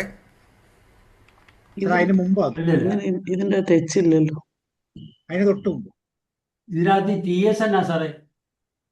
TS എന്ന് പറഞ്ഞാൽ അതാണ് സാറേ മോട്ടിവേഷൻ, വിജയത്തിലേക്കുള്ള നമ്മുടെ പ്രവണതയാണ് മോട്ടിവേഷനാണ്. ആക്ച്വലി. ആ ശരി. യെസ് യെസ് യെസ് വിജയത്ത് TS, അതെ അതെ. ഉൾപ്പമില്ല. MS times PS times IS എന്ന് പറഞ്ഞതാണ് motive to approach success, probability of success. എങ്ങനെയുണ്ട് അതിൻ്റെ ടാസ്കിൻ്റെ ഡിഫിക്കൽറ്റിയാണ്, നമ്മുടെ പ്രോബബിലിറ്റിയാണ് സക്സസിൻ്റെ. പിന്നെ ഈ പറയുന്ന നമ്മൾ അങ്ങനെ സക്സസ് വന്നു കഴിഞ്ഞാൽ കിട്ടുന്ന ഇൻസെൻറ്റീവ്സിൻ്റെ വാല്യൂ, അതാണ് IS. ഇത് തന്നെ ഞാൻ ഒന്നും വേറൊരു ഇക്വേഷൻ കാണിച്ചില്ല, ഇത് മാത്രമേ കാണിച്ചുള്ളൂ റോയ് സാർ. അല്ല സാറേ, ഇത് ഇടയ്ക്ക് ഇതിന് പ്രാവശ്യം അതിങ്ങനെ കിടക്കുന്നത് കണ്ടോ സാറ്? സ്ലൈഡിനകത്ത് ഇതിന് മുമ്പുള്ളതാണ് മാറ്റില് ഒരു മൂന്ന് അവർ അതിൻ്റെ അകത്തൊരു അക്രോണിം കൊടുത്തിട്ടുണ്ടായിരുന്നു. വെറുതെ ഇങ്ങനെ കിടക്കുക. അതിന് സാറ് അതിന് ഇതില്ല. പിന്നെ ഇതിൻ്റെ കാര്യമാണോ പറയുന്നത് റോയ് സാർ? അല്ല അല്ല കോർ അല്ല പ്രിൻസിപ്പിൾ ആണോ? അല്ല, ഇതൊക്കെ NAFF-ഉം NAPOW ഉണ്ട്. ഓക്കെ, അതെ. അതിന്റെ മുകളിൽ ആദ്യം നീഡ് ഫോർ അച്ചീവ്മെന്റ് എന്നുള്ളതിന്റെ ബ്രാക്കറ്റ് കിടക്കണം. നീഡ് ഫോർ ഇതാണോ സാർ അച്ചീവ്മെന്റ് പറയാൻ? NACH.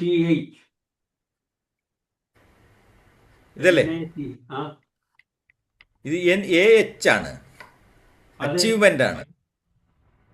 എന്നോ അതിന്റെ നമ്പറിനെയാണ് അത് കാണിക്കുന്നത്. അത് ശരി. അതെ, അതുപോലെ അഫിലിയേഷനും പറയുന്നുണ്ട്. നേട്ടം. അതെ, അതിൻ്റെ ഒരു നമ്പർ കാണിക്കുന്നേ ഉള്ളൂ. അതാണ് ഈ മൂന്ന് കാര്യങ്ങളുടെ കൂടെ മൾട്ടിപ്ലിക്കേഷനാണ് ഇതിൽ നമ്മൾ ഇന്ന് കാണിക്കാനുള്ള അതിൻ്റെ പ്രവണതയെ കാണിക്കുന്ന ഒരു അച്ചീവ്മെൻറ്റിൻ്റെ ഒരു ഇക്വേഷനാണ് അവർ കണ്ടെത്തിയത്. അതാണ് അത് ശരി പറഞ്ഞത് ശരി. സാർ. ആ യെസ്, ഓക്കെ. ആ ആ ഇത് ഡേവിഡ് മെക്ലിൻ്റെ ഒരു പ്രിൻസിപ്പിളാണ് ശരിക്കും പറഞ്ഞാൽ. അദ്ദേഹം ഈ അത് ശരി. കാര്യങ്ങളെയാണ്, മൂന്ന് കാര്യങ്ങളെ തിരിച്ചറിഞ്ഞിട്ട് ഈ ഈ ഈ ഈ ഇതിനെക്കുറിച്ച് ട്രെയിനിങ് ഈ ഒരു ഇക്വേഷനെ ബേസ്ഡിലായിരുന്നു അദ്ദേഹം നടത്തിയിരുന്നതും. ആ. അതെ. ആ അഫിലിയേഷൻ വേറെ എന്തെങ്കിലും ഉണ്ടോ റോയ് സാർ? നമ്പറാണ് ഇല്ലേ സാർ? നമ്പറാണ്. യെസ് ആ ആ യെസ്. ഓക്കെ.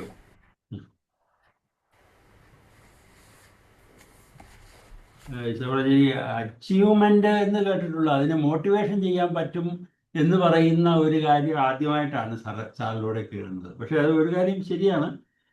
അതിനകത്ത് ഈ 3 ഫാക്ടേഴ്സിന്റെ കാര്യം സാർ പറഞ്ഞു. Achievement, affiliation and power. ഇതിന്റെ ബേസിലാണ് അത് കാണിച്ചേക്കുന്നത് അധികവും.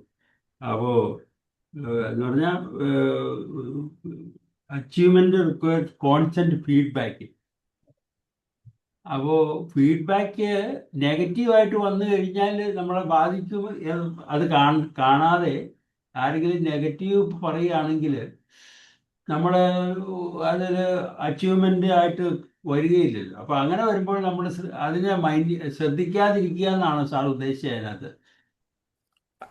അല്ല, ശ്രദ്ധിക്കാതിരിക്കും. അപ്പം നമുക്ക് ഈ പറഞ്ഞ ഫീഡ്ബാക്ക് പറയുന്നതിൽ രണ്ടും ഉണ്ടാവുമല്ലോ റോയ് സാർ. ശരിക്കും പറഞ്ഞാൽ ഫീഡ്ബാക്കിൽ അപ്പോൾ ഈ പറഞ്ഞ ആളിൻ്റെ ഒരു പോയിന്റിൽ എന്തെങ്കിലും ഒരു കാര്യം ഉണ്ടാവുമല്ലോ. അപ്പം നെഗറ്റീവ് പറയുന്നവരുടെ ആ നെഗറ്റീവ് കമൻറ്റ് അത്ര കേൾക്കണ്ട, അത് നമ്മളെ താഴ്ത്തുകയുള്ളൂ. ഓക്കെ, നമ്മൾ പക്ഷേ അച്ചീവ് ചെയ്യാൻ പോകുന്ന ഫീഡ്ബാക്ക് ഗോളിനെ ബാധിക്കുന്നതാണോ എന്ന് നമ്മൾ പരിശോധിക്കണം യെസ് യെസ് അല്ലേ? അതെ അതെ. ഓക്കെ അപ്പോൾ അങ്ങനെ ക്രിറ്റിസിസം വന്നു കഴിഞ്ഞാൽ നമ്മുടെ ഈ പറഞ്ഞ കമൻറ്റുകൾ ഫീഡ്ബാക്ക് നല്ലതാണല്ലോ. ഇപ്പം പല കാര്യങ്ങളിലും നമ്മളിലുണ്ടായിരുന്ന ന്യൂനതകളെ മാറ്റാനായിട്ട് ഫീഡ്ബാക്ക് സഹായിക്കും. ചിലർ ഈ പറഞ്ഞ പോലെ പർപ്പസ്ഫുള്ളി ഈ നെഗറ്റിവിറ്റി പറയുന്നവരുടെ നമുക്കൊന്നും പറയാനില്ല സാർ. അത് മൈൻഡ് ചെയ്ത് തരുന്നാൽ മതിയില്ല. അങ്ങനത്തെ ആൾക്കാരെ റിലേഷൻഷിപ്പ് സാർ പറഞ്ഞ ജീവിച്ചിരുന്നാൽ നടന്നാൽ ഹാർമോണിയസ് മതിയല്ലോ. റിലേഷൻഷിപ്പ് എന്ന് പറഞ്ഞ ഒരു മസ്റ്റ് ആണ്.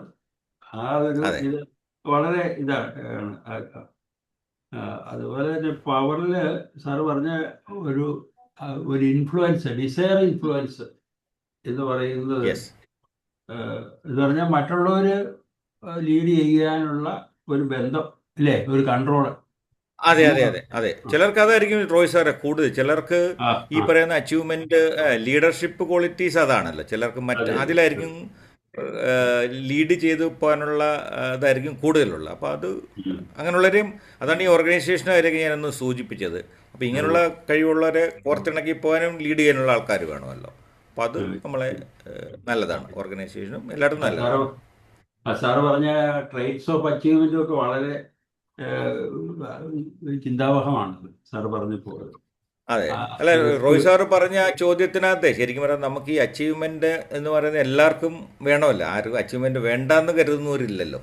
അപ്പോൾ നമ്മൾ ഈ അത് അച്ചീവ് ചെയ്യാൻ വേണ്ടി നമ്മൾ സെൽഫ് മോട്ടിവേറ്റഡ് ആയാൽ കാര്യങ്ങൾ കുറച്ചുകൂടി എളുപ്പത്തിലാകാം. നമ്മളിൽ കൂടെ ഉണ്ടാകുന്ന ആ പരിവർത്തനം, ഒരു ശരിക്കും പറഞ്ഞാൽ നമ്മളിൽ കൂടെ ഉണ്ടാകുന്ന ഒരു ചേഞ്ചസുകളുണ്ടല്ലോ, അപ്പോൾ അതൊക്കെ നല്ലതായിരിക്കും. അപ്പം അതൊരു വിജയത്തിലേക്കുള്ള ഒരു അടുപ്പം കൂടിയാണ്. നമ്മൾ മോട്ടിവേറ്റായിട്ട് കാര്യങ്ങൾ ചെയ്യുന്നതും മോട്ടിവേറ്റ് ആകാതെ കാര്യങ്ങൾ ചെയ്യുന്നത് തമ്മിലുള്ള ഒരു വ്യത്യാസമുണ്ടല്ലോ. അപ്പോൾ അതുകൊണ്ടാണ് ഞാൻ സാറേ അത് കൊണ്ടുവന്നത്. അപ്പോൾ ആ മോട്ടിവേഷൻ ഒരു വലിയ പ്രാധാന്യമുണ്ട് നമ്മുടെ അച്ചീവ്മെൻറ്റിന് വേണ്ടിയിട്ടുള്ളതെന്ന് കാണിക്കാൻ വേണ്ടിയാണ്. Roy sir, thank you sir, thank U.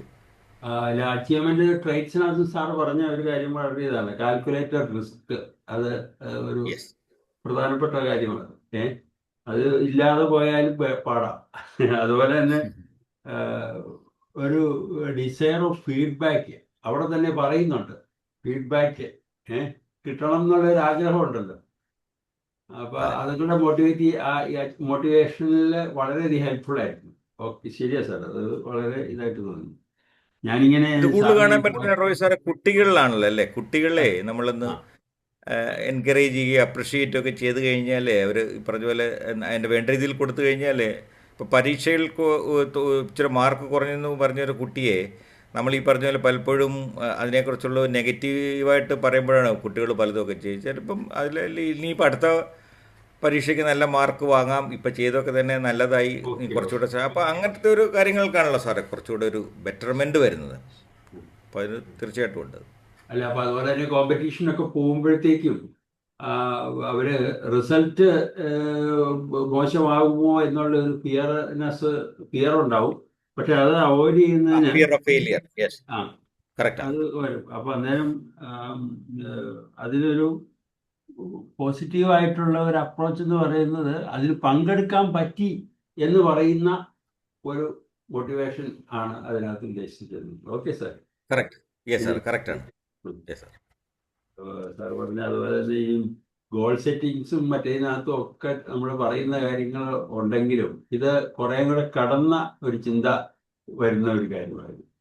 Okay sir, വളരെ താങ്ക് യു.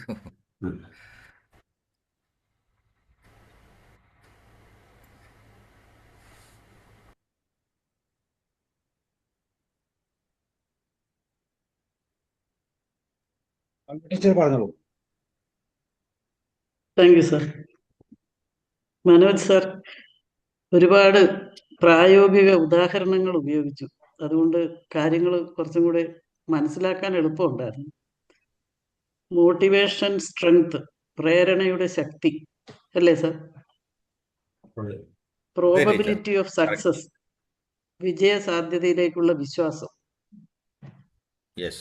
ഇൻസെന്റീവ് സ്ട്രെങ്ത്, ലക്ഷ്യത്തിന് നൽകുന്ന വാല്യൂ. ഇത് ഒത്തിരി സാറ് പഠനത്തോട് ഒത്തിരി സീരിയസ് ആണ് ഉള്ളത് ഇതിൻ്റെ അകത്ത് കാണിക്കുന്നുണ്ട്.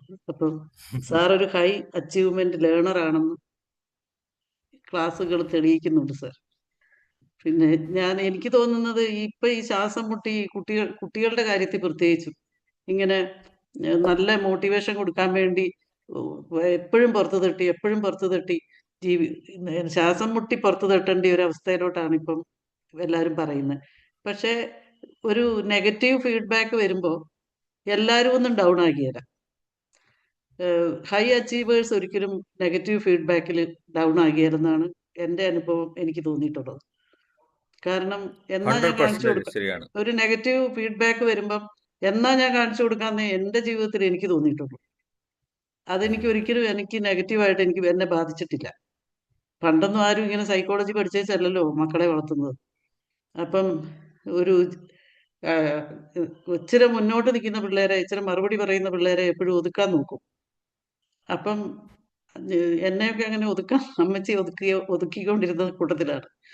അപ്പം ഞാൻ എന്നാ കാണിച്ചു കൊടുക്കാന്നുള്ള ഒരു ചിന്തയിലാണ് ഞാൻ രക്ഷപ്പെട്ടതെന്ന് എനിക്ക് ചിലപ്പോൾ തോന്നും. അപ്പം എൻ്റെ ഒരു ടീച്ചർ എന്നോട് എപ്പോഴും പറയും, പിന്നെ അമ്മച്ചി അങ്ങനെ നിന്നോട് എതിർത്ത് പെരുമാറിയത് കൊണ്ടാണ് അതായിരുന്നു എനിക്കുണ്ടായ പോസിറ്റീവ് ആയിട്ടുള്ള കാര്യം എന്ന് എനിക്ക് തോന്നിയിട്ടുണ്ട്. അപ്പൊ എല്ലാം എല്ലായിടത്തും ബാധിക്കുകയില്ല. ഇപ്പൊ നെഗറ്റീവ് ഫീഡ്ബാക്ക് വേണം, വേണ്ടേ? നെഗറ്റീവ് ഫീഡ്ബാക്ക് തീർച്ചയായിട്ടും. വേണം. കാരണം എന്താണെന്ന് വെച്ചാൽ അതെ. നമ്മളിപ്പോൾ ഈ ക്ലാസ്സിനെ പറ്റി ക്ലാസ്സിലൊക്കെ പറയുന്ന പോലെ ഒട്ടും നെഗറ്റീവ് പറയാതെ ഇങ്ങനെ എല്ലാം നല്ലത് നല്ലതെന്ന് പറയുമ്പോൾ നമുക്ക് വല്ലാതെ അരോചകമാകും. അത് നെഗറ്റീവ് ഫീഡ്ബാക്ക് വേണം, വേണ്ടിയെടുത്ത് വേണം എന്നാണ് എൻ്റെ ഒരു അഭിപ്രായം. സാറിൻ്റെ ക്ലാസ് ഒത്തിരി തോട്ട് പ്രൊവോക്കിംഗ് ആയിരുന്നു. Thank you sir. Thank U. സാറേ, ജോർജ് സാറെ പറഞ്ഞു. Thank you sir. മനോജ് സാറേ, യെസ്. പതിവ് പോലെ സാറിന്റെ ക്ലാസ് നല്ലൊരു അച്ചീവ്മെന്റ്, മോട്ടിവേഷൻ. ഈ വിജയികളുടെ മനഃശാസ്ത്രം എന്ന പേര് പറയാമോ ഈ ക്ലാസ്സിനെന്ന് എനിക്ക് അങ്ങ് തോന്നിപ്പോയി. കാരണം തീർച്ചയായിട്ടും പറയാമല്ലോ സാർ. യെസ്. അത് തന്നെയാണ് George sir correct. Achievement, need for power, need for affiliation, above average ഉള്ളവരൊക്കെ ചിന്തിക്കുന്ന കാര്യം. എന്തായാലും അതിന് താഴെയുള്ളവർ അങ്ങനെ ആകുമോ എന്നുള്ളതിനെ പറ്റി പറയാനില്ല. അപ്പുറത്തുള്ളവർ എന്തായാലും അങ്ങനെ തന്നെയാണ്. അതിനകത്ത് ഓരോ ഘട്ടങ്ങളും സാറ് പറഞ്ഞു. ഞാനത് പലതും ഇങ്ങനെ കൂട്ടി വായിക്കായിരുന്നു. ഇത് വളരെ ശരിയാണല്ലോ. ഇന്നയാളെ ഇങ്ങനെ കമ്പയർ ചെയ്തു, അല്ലെങ്കിൽ നമ്മുടെ ചില ജീവിതാനുഭവങ്ങളും ഒക്കെ ഇങ്ങനെ ഇടയ്ക്കിടയ്ക്ക് കയറി വരും, ഇറങ്ങിപ്പോവും. കണ്ടോ അത് മനോജ് സാറ് കണ്ടിച്ച് കണ്ണാടി കാണിക്കുന്ന പോലെയൊക്കെ തോന്നി പോവുമായിരുന്നു. അതുപോലെ തന്നെ സാറ് പറഞ്ഞു, അധികമായാൽ അമൃതും വിഷം എന്ന് പറഞ്ഞാൽ ഇത് എക്സ്ട്രീം ആയാലുള്ള കുഴപ്പവും ഇവിടെ തന്നെ പറയുന്നുണ്ട്. The dark side of the achievement, സക്സസേഴ്സിന്റെ ഇത് പറയുന്നു.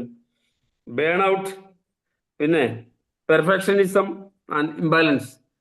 വളരെ ശരിയാ, വളരെ ശരിയാ. അപ്പൊ ഒരു ഹെൽത്തി സ്റ്റൈൽ ലൈഫ് കണ്ടെത്താൻ ഉള്ളൊരു മധ്യമ മാർഗം, ഒരു ശരിയായ വഴി, ഇടത്തോട്ടും വേണ്ട വലത്തോട്ടും വേണ്ട, നമുക്ക് നേരെ വഴിക്ക് പോകാം എന്നുള്ള ഒരു നല്ല ഒരു ഹെൽത്തി ലൈഫ് സ്റ്റൈലാണ്. ഒരു പരിധി വരെ ഇഷ്ടപ്പെട്ടു. വളരെ സന്തോഷം. ഉപകാരപ്പെടും sir. Thank you so much. ഇനി വേറെ ആർക്കെങ്കിലും സുധോൻ ഡോക്ടർ ഉണ്ടോ? വത്സലാമ, വിജയ് മാസ്റ്റർ ഉണ്ടോ? Madhavan sir. Thank you Sabu sir. പറയും. മനോജ് സാർ, ഒരുപാട് നന്ദി മനോജ് സാർ. നല്ലൊരു സെഷൻ, നല്ലൊരു സബ്ജക്റ്റ്. ആത്മസംതൃപ്തി നേടിയെടുക്കാനുള്ള ചില വഴികൾ. നമ്മൾ ജീവിതത്തിൽ പല മേഖലകളിൽ പ്രവർത്തിക്കും, പല ജോലികളിലും പ്രവേശിക്കും, ചെറുതും വലുതുമായിട്ടുള്ള പലതും. ഉദാഹരണമായിട്ട് ഇപ്പം നമ്മൾ ഒരു ലേഖനം എഴുതി ഒരു പ്രസിദ്ധീകരണത്തിന് അയച്ചു കൊടുത്തു, പ്രസിദ്ധീകരിച്ച് വരിക, അല്ലെങ്കിൽ കുറച്ച് ഭൂമി വാങ്ങി അത് വെട്ടിത്തെളിച്ച് അത് തൈകൾ വെച്ച് പിടിപ്പിച്ച് ആരെങ്കിലും ആവശ്യക്കാർ വരികയാണെങ്കിൽ ലാഭത്തിന് വിൽക്കുക, അല്ലെങ്കിൽ അത് പിന്നെ വളർത്തിയെടുത്ത് അതിനുള്ള ആദായങ്ങൾ എടുത്ത് ഉപയോഗിക്കുക. ഇതൊക്കെ ചെയ്ത് കഴിയുമ്പോൾ നമുക്ക് ഒരു സംതൃപ്തി തോന്നും. അപ്പോൾ എനിക്കത് അനുഭവപ്പെട്ടതാണ് ഞാൻ പറയാം. ഞാൻ എന്നോട് ഈ പ്രസിദ്ധീകരണത്തിനൊക്കെ ലേഖനങ്ങൾ ആവശ്യപ്പെടുമ്പോൾ ഞാൻ എഴുതി കൊടുക്കാറുണ്ട്. അപ്പം അത് അച്ചടിച്ച് എൻ്റെ ഫോട്ടോ അടക്കം വരുമ്പോൾ വളരെ എന്തോ ഒരു എനർജി, സംതൃപ്തി, ആത്മസംതൃപ്തി, നമ്മൾ സ്വയം ഒന്ന് വളർന്നെന്ന് തോന്നും. ഇതാണ് ഈ അച്ചീവ്മെന്റ് മോട്ടിവേഷൻ എന്നാണ് എനിക്ക് മനസ്സിലാകുന്നത്. നമുക്ക് സ്വയം ഉണ്ടാകുന്ന ഒരു വളർച്ച, നമ്മൾ പല പ്രവർത്തനങ്ങളിൽ ഏർപ്പെടുമ്പോൾ അത് പൂർണ്ണമായിട്ട് വിജയിച്ചു കഴിഞ്ഞാൽ നമുക്കുണ്ടാകുന്ന ഒരു ഉത്തേജനം, വീണ്ടും ചെയ്യാനുള്ള താല്പര്യം, മറ്റു മേഖലകളിലേക്ക് പ്രവേശിക്കാനുള്ള ഒരു താല്പര്യം, ഇതൊക്കെയാണ് ഇവിടെ ഉദ്ദേശിക്കുന്നത് എന്നാണ് ഞാൻ മനസ്സിലാക്കിയത് സാർ. അത് സാറിൻ്റെ അഭിപ്രായം കൂടി ഒന്ന് പറഞ്ഞാൽ നന്നായിരുന്നു. ഞാൻ മനസ്സിലാക്കിയത് സാറ് പറഞ്ഞ ഒന്ന് തന്നെയല്ലേ. Thank you sir. തീർച്ചയായിട്ടും മാസ്റ്റർ പറഞ്ഞ എല്ലാ കാര്യങ്ങളും ഇതുമായിട്ട് ബന്ധപ്പെട്ട കാര്യങ്ങളും അതിനേക്കാളും വളരെ യോജിച്ച കാര്യങ്ങളും തന്നെയാണ്. നമുക്ക് തീർച്ചയായിട്ടും ഇപ്പം ചില കാര്യങ്ങൾ ചെയ്താൽ ചിലപ്പോൾ ഒരു പക്ഷേ പൈസ കിട്ടുമായിരിക്കാം, അല്ലെങ്കിൽ നമുക്ക് വേറെ എന്തെങ്കിലും മോണിറ്ററി ബെനിഫിറ്റ് ഉണ്ടാകുമായിരിക്കാം. പക്ഷേ ഇപ്പം മാസ്റ്റർ പറഞ്ഞ മാതിരി ഒരു ലേഖനം എഴുതി കൊടുത്താൽ പോലും മാസ്റ്റർക്ക് അതിൽ നിന്ന് ഒരു അല്ലേ മണിയല്ലല്ലോ, മണി മോട്ടിവേഷനേക്കാളും കൂടുതൽ സ്വന്തം മനസ്സിന് തോന്നിയ ആ സംതൃപ്തി അതിലേ ഏറ്റവും വലുത്. അപ്പോൾ അത് നമുക്ക് മാനസികമായിട്ടുള്ള ഒരു ഹെൽത്തി മൈൻഡും നമ്മൾ അതാണല്ലോ ക്രിയേറ്റ് ചെയ്യുന്നത്. അപ്പോൾ തീർച്ചയായിട്ടും മാസ്റ്റർ പറഞ്ഞ കറക്റ്റ് പോയിൻ്റാണ്. അത് തന്നെയാണ് ഇന്നത്തെ സബ്ജക്റ്റ്. നമുക്ക് എല്ലാ കാര്യങ്ങളും അപ്പോൾ അങ്ങനെ അതൊരു അച്ചീവ്മെൻ്റാണ്. ഇപ്പം മാസ്റ്റർ ഒരു എഴുതുന്ന ലേഖനം, അതിന് സ്പെൻഡ് ചെയ്യുന്ന ടൈം, അല്ലെങ്കിൽ ആ പ്രത്യേക സബ്ജക്റ്റിൽ നിന്നുകൊണ്ട് തന്നെ അതിനെക്കുറിച്ചുള്ള ഒരു പഠനം, അതിനെക്കുറിച്ചുള്ള പ്രിപ്പറേഷൻ, ഇതൊക്കെയും ആവശ്യമായിട്ടുള്ള കാര്യമാണല്ലോ. അപ്പോൾ അതൊക്കെ നമ്മുടെ വെൽബീയിങ്ങിനെയും നമ്മുടെ മാനസികാവസ്ഥയും ഒക്കെ നമ്മൾ തീർച്ചയായിട്ടും ഹെൽപ്പ് ചെയ്യുന്നു എന്ന് തന്നെയാണ് മാസ്റ്റർ പറഞ്ഞതും കരുതിയതൊക്കെ കറക്റ്റ് 100% ഞാൻ സമ്മതിക്കുന്നു. I agree with you. Thank U. സാറിന് ക്ലാസ് ഉണ്ട് അല്ലേ? ശുദ്ധമല്ല, പെട്ടെന്ന് പറഞ്ഞു. സാറിന് പോകാൻ സമയമെങ്കിൽ ഞാനെന്നാ ഇല്ല ഡോക്ടറെ കേട്ടിട്ടേ ഞാൻ പോളൂ. സമയമുണ്ട്, 8:20 കഴിഞ്ഞുള്ള 8:30 എൻ്റെ സെഷൻ തുടങ്ങും. തീർച്ചയായിട്ടും സാറിന്റെ ക്ലാസ് അത് വലിയ ടെക്നിക്കൽ ഡീറ്റെയിൽസിലേക്ക് പോയൊരു ക്ലാസ്സാണ്. വെറുതെ മോട്ടിവേഷൻ ക്ലാസ് ആയിരുന്നില്ല. അത് അതിൻ്റെ ഒരു അനാലിസിസും ഒക്കെ കൂടെ നടത്തിയിരുന്നു. പക്ഷെ എൻ്റെ ഒരു അഭിപ്രായത്തിൽ ഈ അച്ചീവ്മെന്റ്സ് എല്ലാം തന്നെ മോട്ടിവേഷന്റെ ഫലമാണെന്ന് ആണ് ഞാൻ വിശ്വസിക്കുന്നത്. ഒന്നിലത് ഒരു സെൽഫ് മോട്ടിവേഷന്റെ ഫലമായിട്ടായിരിക്കാം, അല്ലെങ്കിൽ ഒരു സിസ്റ്റത്തിന്റെ മോട്ടിവേഷന്റെ ഫലമായിട്ടായിരിക്കാം, അല്ലെങ്കിൽ ഒരു ഹയറാർക്കി മോട്ടിവേഷൻ ഉണ്ടല്ലോ, ഈ സുപ്പീരിയർ അങ്ങനെ ഉള്ള ആ സിസ്റ്റത്തിന്റെ ഒരു മോട്ടിവേഷൻ, അല്ലെങ്കിൽ സമൂഹത്തിന്റെ സൊസൈറ്റിയുടെ ഒരു മോട്ടിവേഷൻ ഒക്കെ ചേർന്ന്. ഇപ്പോൾ ചെറിയ കുട്ടികൾക്കും വിദ്യാർത്ഥികൾക്കും ഒക്കെ ടീച്ചേഴ്സിൽ നിന്നുള്ള മോട്ടിവേഷൻ കിട്ടുന്ന പോലെ ടീച്ചേഴ്സിന് മാനേജ്മെന്റിൽ നിന്നും അതേപോലെ തന്നെ പേരൻസിൽ നിന്നും PTA-യിൽ നിന്നും ഒക്കെ കിട്ടുന്ന അംഗീകാരങ്ങളും എല്ലാം വലിയൊരു മോട്ടിവേഷനാണ്. അപ്പം ഞാൻ ഇപ്പൊ കാണുന്ന സമൂഹത്തിൽ കാണുന്ന വലിയൊരു മോട്ടിവേറ്റർ നമ്മുടെ പ്രൈം മിനിസ്റ്ററാണ്. അദ്ദേഹം ഈ ക്രിക്കറ്റ് ജയിച്ചിട്ട് വരുന്ന പ്ലേയേഴ്സിനെയും എല്ലാം ഒപ്പം ഇരുത്തുകയും അവരുടെ തമാശ പറയുകയൊക്കെ ചെയ്യുന്നത് വലിയൊരു ഒരു എനർജിയും മോട്ടിവേഷനാണ്. അപ്പൊ കളിക്കാരൊക്കെ I am playing for my country, I am achieving for my country എന്നൊക്കെ വാക്കുകൊണ്ട് പറയുന്നതൊക്കെ the whole nation is motivating them to achieve അടുത്ത ആൾക്കാർക്ക്. അതേപോലെ സാർ ഞാൻ കണ്ടത് ഈ ISROന്റെ ഓരോ സക്സസും കഴിയുമ്പോഴത്തേക്ക് ഗംഭീരമായ അവർ പരസ്പരം ആലിംഗനം ചെയ്യുകയും സയന്റിസ്റ്റുകളും അതേപോലെ അവരെല്ലാം അതിഗംഭീരമായിട്ട് അങ്ങോട്ടും ഇങ്ങോട്ടും അഭിനന്ദിക്കുകയും പ്രചോദിപ്പിക്കുകയും ഒക്കെ ചെയ്യുന്നത് നമ്മൾ കാണാറില്ല. ഒരു വിക്കറ്റ് എടുത്തു കഴിഞ്ഞാൽ ഉടനെ ക്രിക്കറ്റ് ടീം മൊത്തം വന്നിട്ട് ആ ബൗളറെ എടുത്തു പൊന്തിക്കുന്നതും ഒക്കെ അതൊക്കെ വലിയ എവിടുന്നാണ് ഇതിനുള്ള ഇതെന്ന് പറഞ്ഞാൽ സാർ ഇതിനകത്ത് നമ്മുടെ ഈ ദൈവങ്ങളുടെ മോട്ടിവേഷൻ സാറ് പറഞ്ഞില്ല. ഞാൻ കണ്ടിടത്തോളം ഈ ദൈവങ്ങൾക്കെല്ലാം മോട്ടിവേറ്റ് ചെയ്യുന്നത് ഭയങ്കര ഇഷ്ടമാണ്. കാരണം അവരെ സ്തുതിച്ചുകൊണ്ടുള്ള കീർത്തനങ്ങളും പാട്ടുകളും ഭജനകളും ഒക്കെ പറഞ്ഞാൽ നമ്മൾ ദൈവങ്ങൾ സന്തോഷിക്കുന്നു, അവർ മോട്ടിവേറ്റ് ചെയ്യപ്പെടുന്നു എന്ന് ഞാൻ വിശ്വസിക്കുന്നു. കാരണം ഇപ്പൊ ഗുരുവായൂർ ക്ഷേത്രത്തിലാണെങ്കിൽ എല്ലായിടും നിരന്തര പൂജകളും ഈ ദൈവത്തിനെ സ്തുതിച്ചുകൊണ്ട് ചുറ്റും നടക്കുന്നതൊക്കെ ഈ ദൈവത്തിനെയാണ് മോട്ടിവേറ്റ് ചെയ്യുന്നതെങ്കിലും ഈ ഭക്തന്മാർക്ക് കിട്ടുന്ന വലിയൊരു മോട്ടിവേഷൻ അല്ലേ. ഇപ്പൊ ശബരിമല പോണേ 42 ദിവസമോ 41 ദിവസമോ ഒക്കെ വ്രതമൊക്കെ എടുത്ത് കുളിച്ചു പരിശുദ്ധിയോടെ ഈ അയ്യപ്പ സ്തുതികളൊക്കെ പാടി അയ്യപ്പനെ പുകഴ്ത്തി ഒക്കെ. അയ്യപ്പനെ പുകഴ്ത്തേണ്ട വല്ല കാര്യമുണ്ട്? ഇവരങ്ങ് വെറുതെ പോയാൽ പോരെ, വണ്ടി പോലെ ഇറങ്ങി റോപ്പ് വേ കയറിയിട്ട് അവിടെ ചെന്നിട്ട് പോന്നാൽ പോരെ. പക്ഷെ അത് ഈ മോട്ടിവേഷൻ എല്ലാ തരത്തിലുള്ള അച്ചീവ്മെന്റ്സിനും അത്യാവശ്യമാണ്. ഈ അർജുനന്റെ മോട്ടിവേഷനും അതേപോലെ തന്നെ ഹനുമാന്റെ മോട്ടിവേഷനും ഒക്കെ നമ്മൾ വായിച്ചില്ലേ? ഈ ഭഗവത്ഗീതയിലെ ഗംഭീര ഒരു മോട്ടിവേഷൻ അല്ലേ അത് ഈ തളർന്നിരിക്കുന്ന ആളിനെ ഉത്തേജിപ്പിച്ച് വലിയ അച്ചീവർ ആക്കാൻ വേണ്ടിയിട്ടുള്ള. അതുപോലെ ഈ പ്രണയം എല്ലാം പരസ്പരം പുകഴ്ത്തിക്കൊണ്ടാണ് സാർ അത് തുടങ്ങുന്നത്. അതുപോലെ ഈ മധുവിധ കാലത്തും ഒക്കെ ഈ ഭയങ്കര പുകഴ്ത്തലും മോട്ടിവേഷനും ഈ കൺപീലികളുടെ പടച്ചിലും അതും ഇതുമൊക്കെ അത് ഗംഭീരമായ അപ്പൊ ഇത് അപ്രീസിയേഷൻ ഒരു പ്രധാനപ്പെട്ട മോട്ടിവേഷൻ ആണെന്ന് നമുക്ക് കാണാം. ഇപ്പോ അത് എല്ലാ തലങ്ങളിലും, കുടുംബത്തിലായാലും സ്ഥാപനങ്ങളിലായാലും എല്ലാം നമ്മളൊക്കെ കൊതിക്കുന്നുണ്ട്. Let somebody motivate me. ആരെങ്കിലും ചുറ്റും ഇരുന്ന് പ്രേരിപ്പിക്കാനുണ്ടെങ്കിൽ. ഇപ്പോ നേരത്തെ നമ്മുടെ സാറ് പറഞ്ഞില്ലേ ലേഖനം എഴുതുന്നു. അപ്പൊ ആ ലേഖനം ഒന്ന് വായിച്ചിട്ട് വെരി ഗുഡ്, നന്നായിരിക്കുന്നു,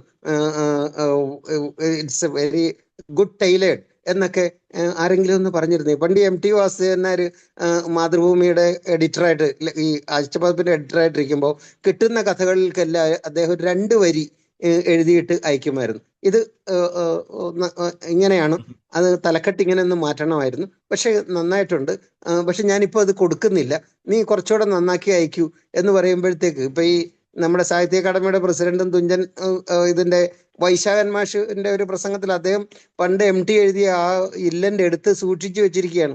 അതിനകത്ത് വൈശാഖൻ മാഷിനോട് അയച്ചു കൊടുത്തിരിക്കുകയാണ്. ഈ കഥ നന്നായിട്ടുണ്ട്, പക്ഷെ അതിന്റെ ക്രാഫ്റ്റും ഒരുപാട് വാചാലമായി പോയി, അതൊന്ന് എഡിറ്റ് ചെയ്ത് ചുരുക്കി നന്നാക്കി ഒരു കഥ അയച്ചാൽ അടുത്ത പ്രാവശ്യം ഞാൻ നോക്കാം.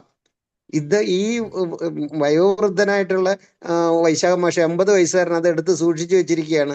ഈ പണ്ടത്തെ മയിൽപീലി ബുക്കിന്റെ ഇടയിൽ വെച്ചിരിക്കുന്ന പോലെ MTയുടെ 4 വരി, അത് 4 വരിയേ ഉള്ളൂ. അദ്ദേഹം അത് ഈ എന്താണ് പൊടിഞ്ഞു പോകാതിരിക്കാൻ വേണ്ടിയിട്ട് അദ്ദേഹം അത് ലാമിനേറ്റ് ചെയ്ത് സൂക്ഷിച്ചു വെച്ചിരിക്കുകയാണ്. പ്രസിദ്ധീകരിച്ച കഥയുടെ അല്ലത്, പ്രസിദ്ധീകരിക്കാത്ത ഒരു കഥയെപ്പറ്റി MT അയച്ചൊരു കമന്റ്. അപ്പൊ ഈ വാക്കുകൊണ്ടുള്ള മോട്ടിവേഷനും ഈ എന്താണ് പാറ്റിംഗ് ഓൺ ദ ഷോൾഡർ, അല്ലെന്നുണ്ടെങ്കിൽ ഒരു ഷേക്ക് ഹാൻഡ്, അങ്ങനെയൊക്കെയുള്ള ഇതെല്ലാം എത്തൊരു ഗംഭീരാണ്. നമ്മളെല്ലാം കൊതിക്കുന്നുണ്ട് അല്ലേ മോട്ടിവേഷന് വേണ്ടിയിട്ട്, കൊതിക്കുന്നുണ്ട്. മനോജ് സാറിന് ഒരു ക്ലാസ് കഴിഞ്ഞ് ഞാനത് മനസ്സിലാക്കി എന്താ അറിയോ, ഞാനൊരു ക്ലാസ്സിൽ നന്നായിട്ട് പ്രഗത്ഭനായ ഒരാൾ നമ്മുടെ ഈ പ്ലാറ്റ്ഫോമിൽ ഒരു ക്ലാസ് അവതരിപ്പിച്ചു, പക്ഷെ എനിക്കത് ഇഷ്ടപ്പെട്ടില്ല. അത് ഞാൻ പ്രതീക്ഷിച്ച നിലവാരത്തിലെത്തിയില്ല. ഞാനതങ്ങ് പറഞ്ഞു. അദ്ദേഹം ഭയങ്കരമായിട്ട് ഹർട്ടായി. സാബു സാർ എന്നെ ഫോണിൽ വിളിച്ചു, എന്നോട് പറഞ്ഞ്, ഡോക്ടർ അതെ ഈ വളയ്ക്കാനേ പാടൂ, ഓടിക്കാൻ പാടില്ല എന്ന് പറഞ്ഞു. അത് ഈ ഓമന മാം ഇപ്പൊ പറഞ്ഞില്ലേ, ഈ നെഗറ്റീവ് മോട്ടിവേഷൻ എന്ന് പറഞ്ഞാൽ കുറ്റം പറഞ്ഞാൽ തീവ്രമായിട്ട് നമ്മൾ ആഗ്രഹിച്ച് കയറി വരാൻ നോക്കും എന്ന് പറഞ്ഞില്ലേ. നമ്മള് ദ്രോണാചാര്യർ ഒരാളിനോട് പറഞ്ഞു, നിന്നെ ഞാൻ പഠിപ്പിക്കില്ല, നീ പോ, നീ അധകൃതനാണെന്ന് പറഞ്ഞപ്പോ അയാൾക്ക് വാശി കയറി അയാൾ സ്വയം പഠിച്ചു വന്നതുപോലെ ഓമന മാഡത്തെ പോലെ പല ധീര വനിതകൾക്കൊക്കെ അത് പറ്റും. പക്ഷെ സാധാരണക്കാരൊക്കെ ആണെങ്കിൽ ഈ അമ്മ മാറ്റി നിർത്തിയാൽ ഒക്കെ തളർന്നു പോവുകയൊക്കെ ചെയ്യുന്നു. അപ്പൊ നമ്മൾ we are all craving for motivation, we are all craving for somebody to lift us. അങ്ങനെ ഉള്ള ഒരു മനുഷ്യന്റെ വലിയൊരു മനഃശാസ്ത്രത്തിൽ പെട്ട ഒന്നാണ്. നമ്മുടെ നായ്ക്കുട്ടി ഓടി വരുന്നില്ല അടുത്തേക്ക്, എന്തിനാണ്? അത് നമ്മുടെ കമ്പാനിയൻ അനിമലാണ്. അതിനെ ഒന്ന് നമ്മൾ തൊട്ട് തലോടി ഒന്ന് ലാളിച്ച് ഒന്ന് അതിനെ ഒന്ന് തഴുകി വിട്ടാൽ ഇറ്റ്സ് സാറ്റിസ്ഫൈഡ് എന്ന് പറഞ്ഞതുപോലെ ലാളനയെക്കൂടെയും അതുപോലെ വിമർശനം, നെഗറ്റീവ് മോട്ടിവേഷൻ എല്ലാവർക്കും ഫലിക്കില്ല, ധീരതയുള്ളവർക്ക് മാത്രമേ അത് ഏറ്റുപിടിക്കാനാവുള്ളൂ. നമ്മളെപ്പോലുള്ള സാധാരണക്കാരെയൊക്കെ വെറുതെ ഒന്ന് പുകഴ്ത്തിയാൽ തന്നെ നമ്മൾ വീണു പോകും അല്ലേ? സാബു സാർ, താങ്കളുടെ ക്ലാസ് വളരെ ഗംഭീരമായി, നന്നായി എന്ന് പറയുമ്പോൾ സാബു സാറിന് ഉള്ളിലൊരു രോമാഞ്ചവും ഒരു ചിരിയും ഒക്കെ വരും. പക്ഷെ അതങ്ങനെയാണ്, we are craving for it. നന്നായി. ഞാൻ ഒരുപാട് തലങ്ങളെ പറ്റി ചിന്തിച്ചു സാറിന്റെ ക്ലാസ് നടന്നുകൊണ്ടിരിക്കുമ്പോഴൊക്കെ. അതിന്റെ ഒരുപാട് തലങ്ങളെ പറ്റി ഞാൻ ആലോചിക്കാം. നല്ല ഭംഗിയുള്ള ഒരു അവതരണ രീതിയായിരുന്നു അത്. അപ്പൊ അതുപോലെ നമ്പർ ഓഫ് ഈ മോട്ടിവേഷൻസ്. അപ്പോൾ റോയ് സാർ ആ നമ്പർ എന്താണെന്ന് വെച്ചാൽ ഇൻഫിനിറ്റ് എന്ന് എടുത്താൽ മതി. We can achieve number, any number എന്നുള്ള രീതിയിൽ എടുത്താൽ മതി. അത് എന്തായാലും thank you sir. I conclude. Yes, doctor പറഞ്ഞ വളരെ നല്ല പോയിന്റുകളാണ്, പ്രത്യേകിച്ച് നമ്മുടെ ലീഡർഷിപ്പ് ക്വാളിറ്റിയെക്കുറിച്ച്. അതുപോലെ തന്നെ ഈ നമ്മുടെ ഇപ്പം പ്രൈം മിനിസ്റ്ററൊക്കെ ആണെങ്കിൽ നമ്മുടെ ഡിഫൻസിനെ വളരെ എംപവർ ചെയ്തിട്ടുണ്ട്. നമ്മൾ പണ്ടുള്ള കുറച്ച് കാലങ്ങളിലൊക്കെ അല്ലേ, ഇപ്പോൾ ഉള്ള ഡിഫൻസ് നമ്മൾ ശരിക്കും പറഞ്ഞാൽ ഇപ്പോൾ ഒരു പട്ടാളത്തിലൊക്കെ ഒരു ജോലി ചെയ്യുന്ന ആൾക്കാരെ കണ്ടാൽ നമുക്ക് തന്നെ നമുക്ക് അറിയാത്ത ഒരു ബഹുമാനമാണ് ശരിക്കും. അപ്പം അതെല്ലാം ഈ പറഞ്ഞുള്ള അപ്രിസിയേഷൻ, അവരെ എംപവർ ചെയ്തുകൊണ്ടും അവർ അച്ചീവ് ചെയ്ത കാര്യങ്ങളെ മോട്ടിവേറ്റ് ചെയ്ത് പ്രൈം മിനിസ്റ്ററെ പോലെ ഒരാൾ പറഞ്ഞുകൊണ്ടൊക്കെ ഒരു നേഷനെ തന്നെ വേറൊരു ലെവലിലാണ് നമുക്കതിപ്പം കാണാമല്ലോ. അത് വേറെ സബ്ജക്റ്റ് ആണെങ്കിലും തീർച്ചയായിട്ടും ഡോക്ടർ പറഞ്ഞ 100% ഇറ്റ്സ് എ വാലിഡ് പോയിന്റ്. അപ്പോൾ എനിക്ക് വേറൊരു സെഷനിൽ പോകാനോട് എന്നെ കേട്ടുകൊണ്ടിരുന്ന എല്ലാവർക്കും പറഞ്ഞ അഭിപ്രായങ്ങൾക്കെല്ലാം 100% നന്ദിയുടെ ഭാഷയിലും എല്ലാവരും എന്നെ കേട്ടുന്ന എല്ലാവർക്കും ഒരു ശുഭരാത്രിയും വീണ്ടും നാളെ നമുക്ക് കാണാമെന്നുള്ള പ്രതീക്ഷയാണ്. Thank you very much Sabu sir, എല്ലാവർക്കും താങ്ക് യു.